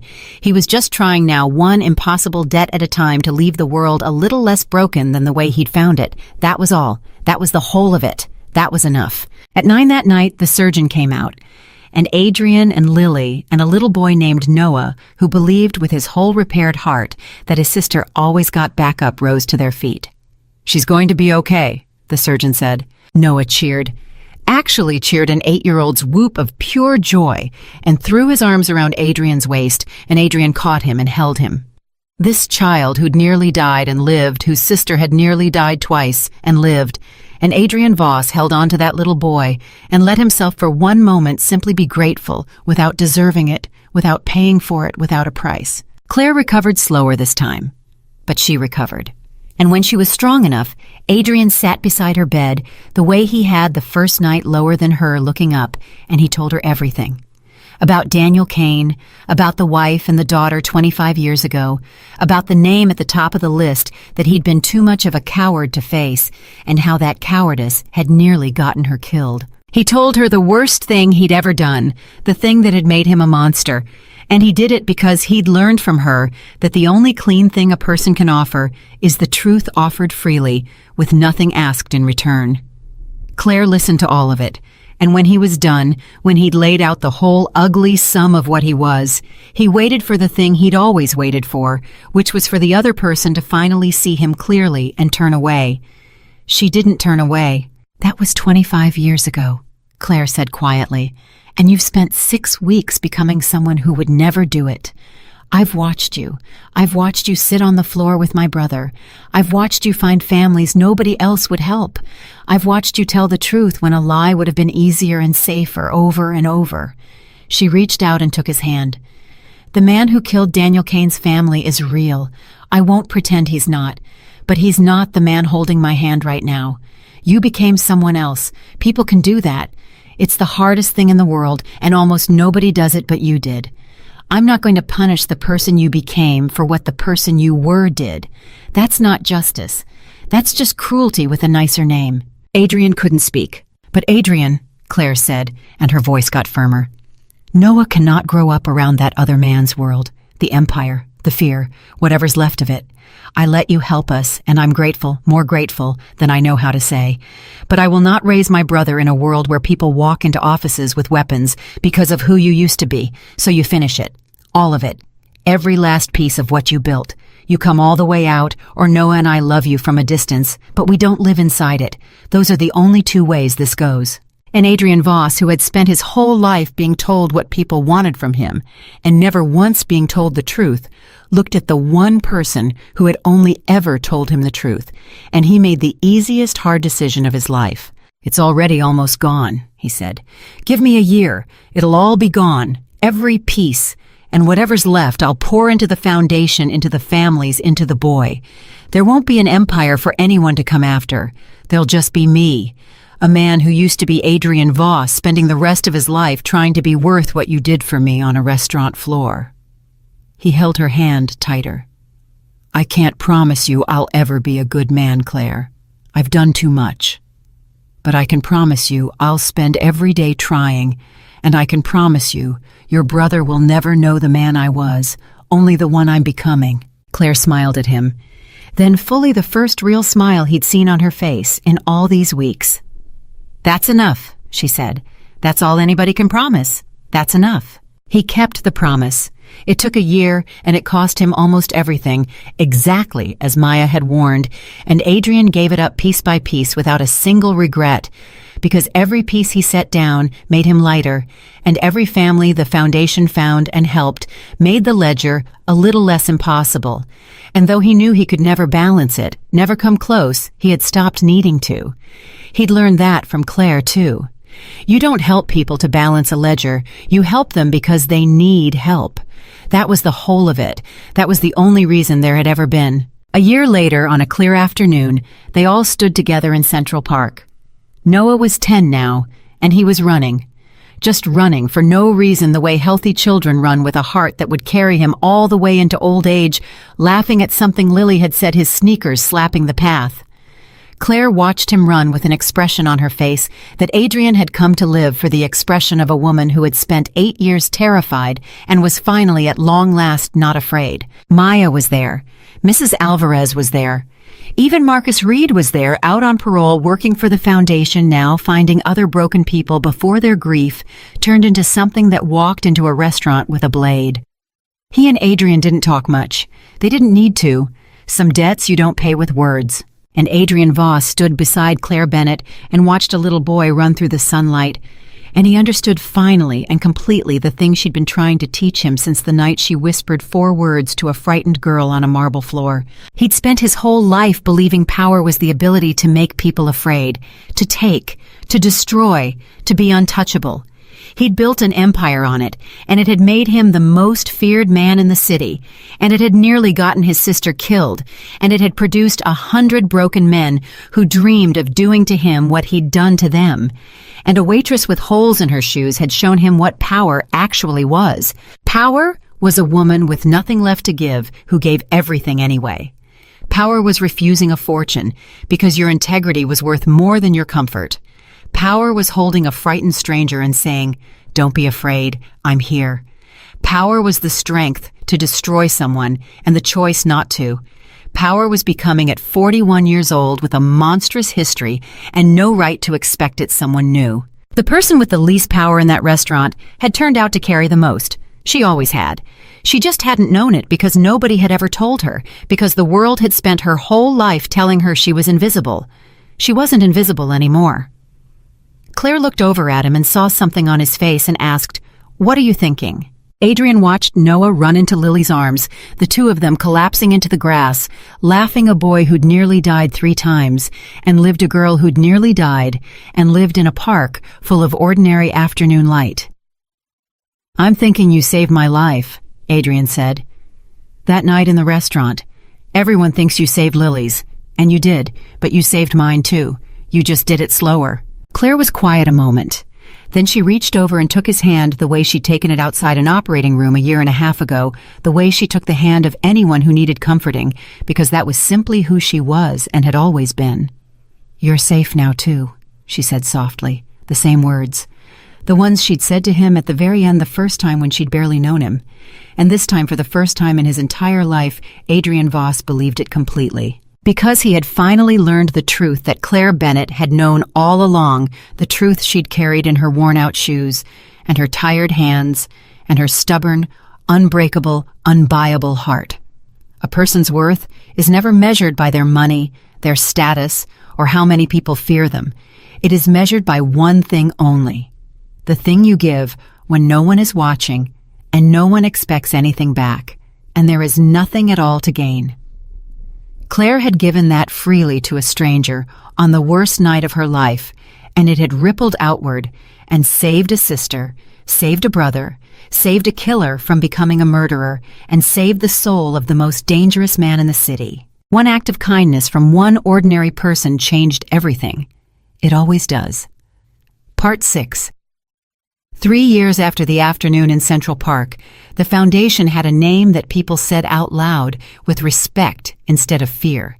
And that was the strangest part for Adrian, that a name could carry the opposite of what it once carried and still be his. They called it the Bennett House. Claire had fought him on it, of course, because Claire fought him on everything that pointed a light in her direction.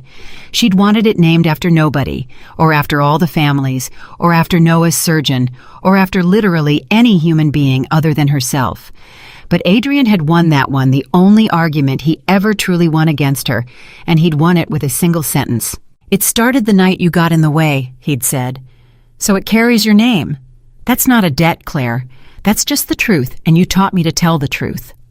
She'd gone quiet at that, the way she did when he used her own lessons against her, and she'd let it stand. The Bennett house had grown from one office into a building, and then into 3 buildings, and then into something that stretched across the whole city and reached into other cities too. It found families the way Claire had once needed to be found and never was. a child with a sick heart and a parent drowning in bills, a widow about to lose a home to a developer who didn't care, whose life sat in the middle of what he wanted, a man out of prison with nothing waiting for him but the same emptiness that had put him there. The foundation found them before the world finished breaking them, and it did for them what Adrian had done for Noah on the worst morning of Claire's life, and it asked them for nothing, because Claire had built the whole thing on the one principle she'd carried her entire life. You help people because they need help. There is no other reason, and there was never meant to be. Noah was 13 now. That was the number that stopped Adrian sometimes in the middle of an ordinary day. 13. A boy who the doctors had once said would not see 10 without a surgery his sister couldn't afford. And now he was 13 and he was tall, and his voice had started doing the thing where it cracked in the middle of sentences and mortified him, and he played basketball badly and passionately, and he argued about bedtimes, and he had a heart that a surgeon in a public hospital had rebuilt in 6 hours on the same day it was supposed to stop forever. 13. Every year past 10 was a year that a waitress's stubbornness and a criminal's money and a surgeon's hands had stolen back from death, and Adrian never once stopped noticing them. Noah called him Adrian mostly. Sometimes when he forgot to be a teenager for a second, when he was scared or sick or half asleep, he called him something else. And Adrian never told him he'd heard it because he was afraid if he mentioned it, the boy would get embarrassed and stop. The something else was Dad. It had started small a year or so back, an accident, a slip. Noah had woken up from a nightmare still half in it and padded down the hall, and Adrian had been up because Adrian was always up. Some habits of a dangerous life never fully die, and the boy had stood in the doorway, rubbing his eyes, and said, "Dad, I can't sleep." And then his eyes had come fully open and he'd frozen horrified, waiting to be corrected. Adrian hadn't corrected him. Adrian had just said, "Come here then," and made room, and neither of them ever spoke of it, and it happened more and more after that, always in the unguarded hours, always never mentioned in the light. Adrian had never expected to be anyone's father. He'd spent his life certain that whatever was in him was the kind of thing that shouldn't be passed to a child, that his particular darkness ended with him and good riddance. And instead, a sick little boy had decided with no permission from anyone that this quiet, serious man was his, and Adrian had discovered that being chosen by a child is a thing you cannot buy, cannot earn, cannot deserve, and cannot ever, once it's happened, do without. Claire saw it. Of course Claire saw it. Claire saw everything. He said it again last night, she told Adrian one morning, watching Noah shovel cereal into his mouth at the kitchen counter and read something on his phone at the same time. "The D word. I heard him through the wall." "He was half asleep," Adrian said. "He doesn't mean it awake." "He means it more asleep than awake," Claire said. "That's when people mean things the most." She looked at him sideways. "You should let him say it awake, Adrian. You keep pretending you don't hear it because you think you don't deserve it. But it's not about what you deserve. It's about what he needs. And he needs a father. He's needed one his whole life. And he picked you, God help him, so you don't get to turn it down just because you've got a low opinion of yourself." That was the other thing that had happened in 3 years slowly, without either of them quite naming it. Adrian and Claire. It wasn't a thing that had a beginning anyone could point to. There'd been no moment, no confession, no dramatic scene of the kind that Claire would have found unbearable and Adrian would have distrusted. It had just grown the way the foundation had grown, the way the boy had grown quietly and steadily and against all odds out of 1,000 ordinary days of building something together. Coffee gone cold on a desk at midnight while they argued over which family to help first. Adrian on the floor with Noah and a science project the night before it was due. Claire falling asleep on the office couch, and Adrian putting his coat over her and turning off the lights. A partnership that had become a friendship that had become at some point neither of them had marked something with no other name for it than the one neither of them said out loud. They had never once talked about it. That was very them. Two people who had learned the hard way that saying a thing out loud could make the world take it away, and so they'd both decided without discussing it that they would simply have it and not name it and never risk it by looking at it directly. Lily thought this was insane.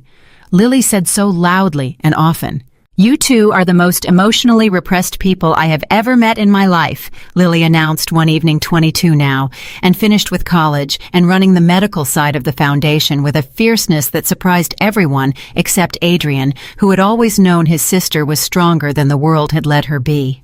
"You raise a kid together. You built an entire empire of good together. You look at each other like you're in a 19th century novel, and neither of you will say a single word about it. It's embarrassing. I'm embarrassed for you. Everyone is embarrassed for you. Maya has a bet running." "Maya does not have a bet running," Adrian said. "Maya absolutely has a bet running," Lily said. "The whole office has a bet running. There's a spreadsheet." There was, in fact, a spreadsheet. Adrian found out about it later and pretended to be furious and was secretly, quietly, absurdly touched that a building full of people cared enough about two damaged human beings to bet on their happiness. But the thing that finally moved it, the thing that pushed two people who'd been standing at the edge of something for 3 years to finally step into it, wasn't Lily's needling or Maya's spreadsheet or any of the gentle pressure of the people who loved them. It was Noah. Noah, 13 years old, cornered Adrian in the kitchen one Sunday with the terrible directness of a teenager who has decided something and cannot understand why the adults are being so slow about it. "Are you and Claire going to get married or what?" Noah said. Adrian, who had negotiated with killers and buried enemies and dismantled a criminal empire without his pulse changing, nearly dropped a coffee cup. He started. "That's not Noah, that's complicated." "It's not complicated," Noah said with the magnificent certainty of youth. "You love her. She loves you. You already live here, basically. You already do everything a dad does. I already call you Dad when I forget to be weird about it, which you know, because I know you hear me because you always turn off my light after." He crossed his arms. "The only thing that's missing is that you're both too scared to say it. And Claire taught me that when something scares you, that usually means it matters. And the scared feeling is just proof it's important and you do it anyway. She taught me that. So why doesn't she do it?" Adrian stared at the boy, at this 13-year-old who had just handed him back verbatim the philosophy of the woman who'd built both of them. "She taught you that," Adrian said quietly. "She teaches me everything," Noah said like it was obvious. "She's the smartest person in the world. She's just dumb about this one thing, and so are you." He picked up his basketball and headed for the door, and then he stopped, and he said the thing that finished it, the thing that broke the last of Adrian's 20 years of armor into pieces too small to ever put back together. "I almost died, you know, like a bunch of times. And Claire almost died, twice, because people are always getting in the way to save each other in this family." He said it so casually, this boy who'd lived his whole short life inside the shadow of death and come out the other side. "And I keep thinking, what if one of you did die before you ever even said it? You'd have wasted the whole thing being scared. And that would be the stupidest, saddest thing I can think of. So don't. Okay, just don't be scared. Life's too short. I would know." And then he went outside to shoot baskets, leaving Adrian standing in the kitchen holding a coffee cup, undone by a 13-year-old. Adrian found Claire that evening in the office at the Bennett house, alone working late the way she always did, the way she probably always would, because some part of Claire Bennett would never fully believe there wasn't a family out there right now who needed her and couldn't wait until morning. She looked up when he came in. She'd known his footsteps for years now. She smiled the tired smile she saved for him, the one nobody else got. "You should be home," she said. "It's late." "So should you." "There's a family in the Bronx. The intake came in an hour ago. Little girl kidney thing, the insurance is fighting it. I was just—" She gestured at the papers. "I know it can wait till morning. I know. I just can't ever quite make myself believe it can." Adrian sat down across from her lower, looking up the way he'd sat the very first night in a hospital room when she was a stranger who'd saved his sister and refused his money. "Noah talked to me today," he said. Claire raised an eyebrow. "Uh-oh. What did he do?" "Nothing. He didn't do anything." Adrian turned a pen over in his hands, this man who was never nervous. "He asked me a question, and he said some things you taught him, apparently, about being scared and about how scared usually means important and about how you do the thing anyway." Claire went very still. She'd gone still like that before. He'd learned to recognize it. It was the stillness of a woman who saw danger coming, except this wasn't danger. This was the opposite of danger, and he watched her realize it wasn't danger, and he watched her not know what to do with that. "Claire," Adrian said, "I've owed you a debt since the night I met you. You know that.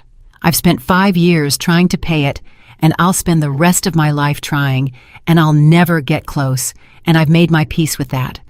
But there's one thing I've never said to you in 5 years, because I was afraid that saying it out loud would make the world take it away. You taught me that fear. You didn't mean to. But it's the one lesson of yours I learned wrong, and I've been living inside it wrong for years, and a 13-year-old had to point it out to me, which is humiliating, and I don't care." Claire's eyes had gone bright. She didn't say anything. For once in her life, Claire Bennett had nothing to say. "I love you," Adrian said. Simple. Plain. No empire in it. No leverage. No calculation. The words of a man who'd finally learned to give something and want nothing back. "I have loved you since you told me no in a hospital bed, since you refused the only thing I knew how to give and kept the one clean thing you had. You taught me what a person is worth, and then you spent 5 years being the proof of it, right in front of me every single day. And I've been too scared to say it because I thought a man like me didn't get to have this. But Noah's right. Being scared just means it matters. And nothing has ever mattered to me more than you, so I'm saying it out loud, in the light. And I'm not taking it back, and I'm not letting you deflect it. And you don't have to say anything at all if you're not ready, but you're going to hear it, because you've spent your whole life making sure everyone else got what they needed, and never once letting anyone give you what you need. And what you need, Claire Bennett, is to be told by someone who means it more than he's ever meant anything, that you are loved. Completely. Exactly as you are, with nothing asked in return." The office was very quiet.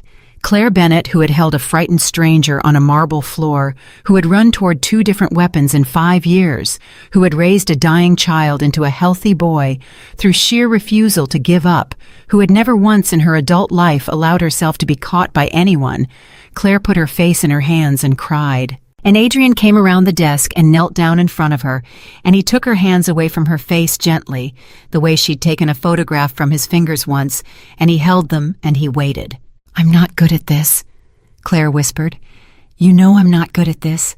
I don't know how to nobody ever, Adrian. I've spent my whole life being the one who takes care of people. I don't know how to be the one who gets taken care of. I don't know how to let someone love me. I don't even know if I know how." "Then we'll figure it out," Adrian said. "Slowly, the way we figured out everything else.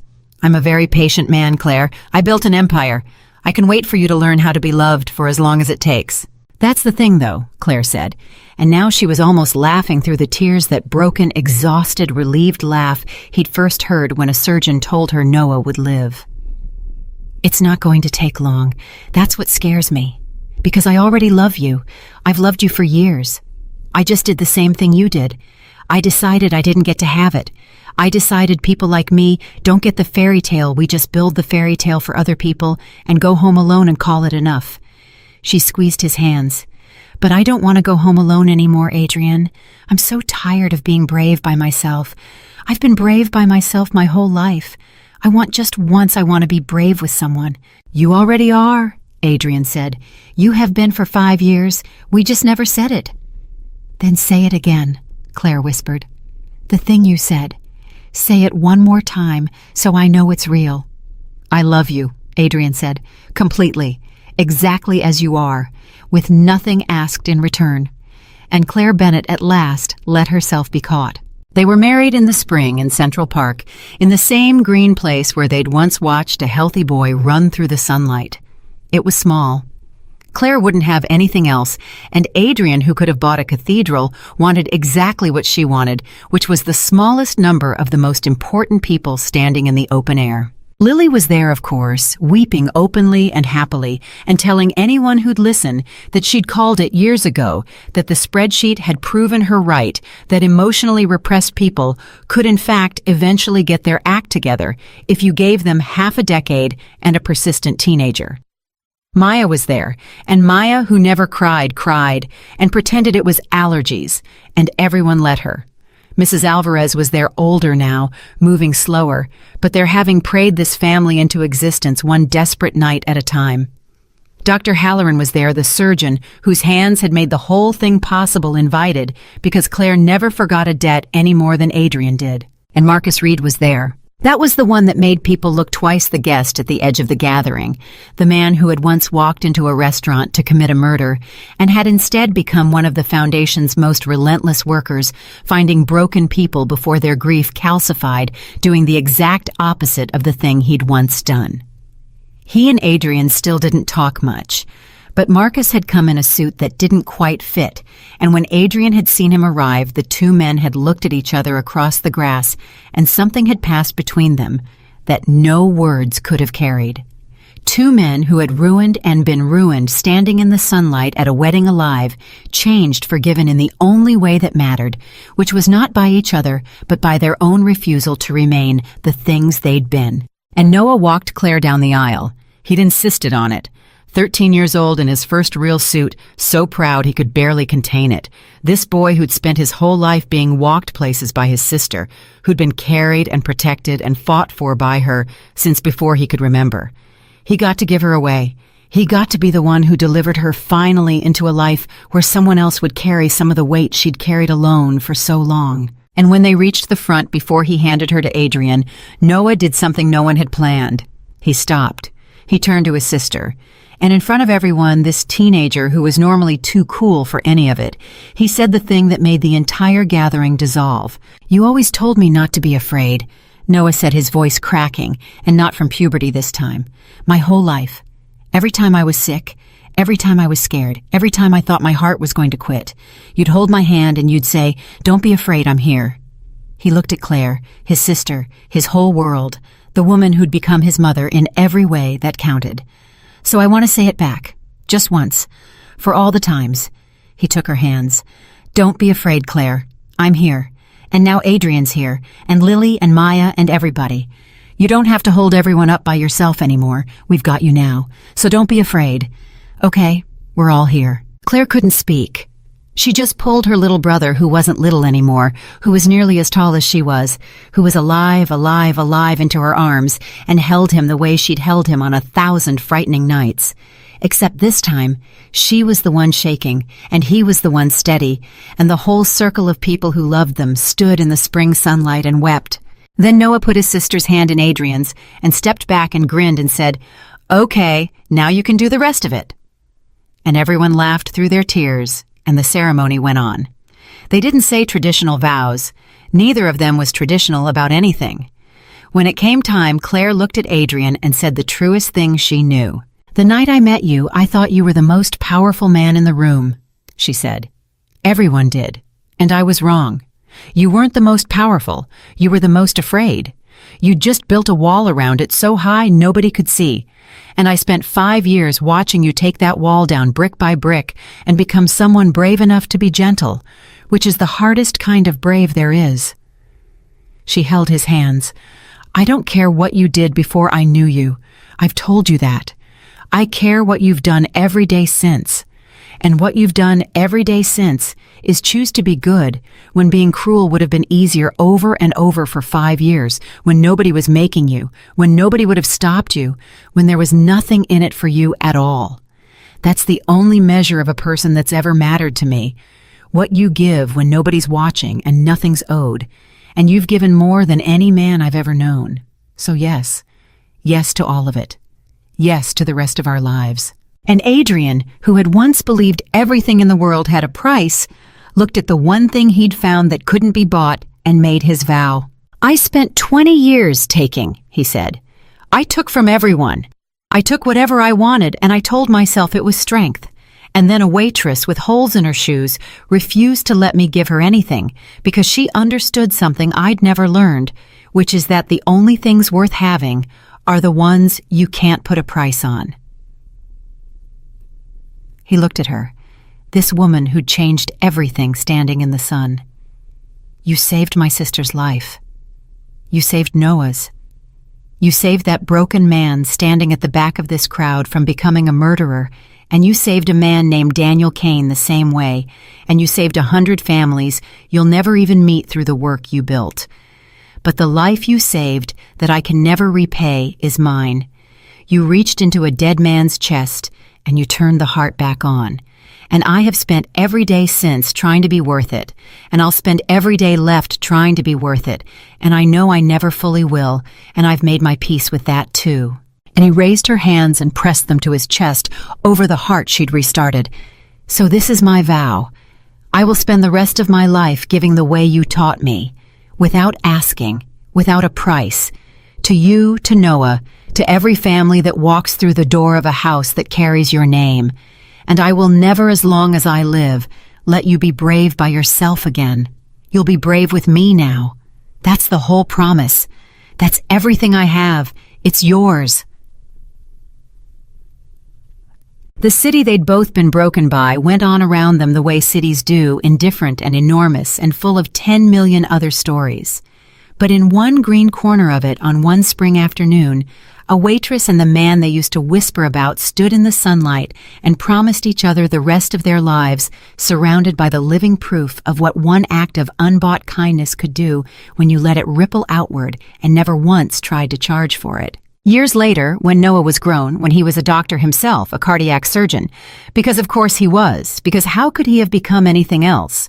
People would sometimes ask him about the foundation, about the Bennett house, about the strange and beautiful family that ran it. They'd ask how it all started. And Noah would tell them the truth, the same truth every time, the truth that had shaped his entire life. It started because my sister got in the way, he'd say. There was a girl about to be hurt in a restaurant a long time ago, and everyone in the room ran away from the danger, except my sister. She ran toward it. She was nobody. She had nothing. She had every reason in the world to run like everyone else. And she didn't. She got in the way, and she took the hit, and she said 4 words to a frightened stranger. Noah would smile, then the same gap-toothed smile from a bent photograph grown up now, but unchanged. She said, "Don't be afraid, I'm here." And those 4 words changed everything. They saved a girl, and a criminal, and a killer, and a boy with a broken heart, and a man everyone was scared of, and then thousands of people none of us ever met. He'd let that sit. My sister taught me that a person's worth isn't measured by their money, or their power, or how many people fear them. It's measured by one thing: what you're willing to give when no one expects anything back. She gave everything and asked for nothing on the worst night of her life for a total stranger. And then Noah would always end it the same way because it was the truest thing he knew, the thing his whole life had been built to prove. The person with the least power in the room turned out to have the most. She always did. She just needed the world to finally notice.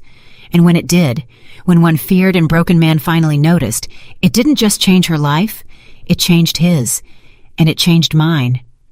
And it kept changing lives, one family at a time, long after any of us were even in the room. That's what kindness does if you let it. It doesn't stop with the person you give it to. It never stops. It just keeps going. And it did. It never stopped.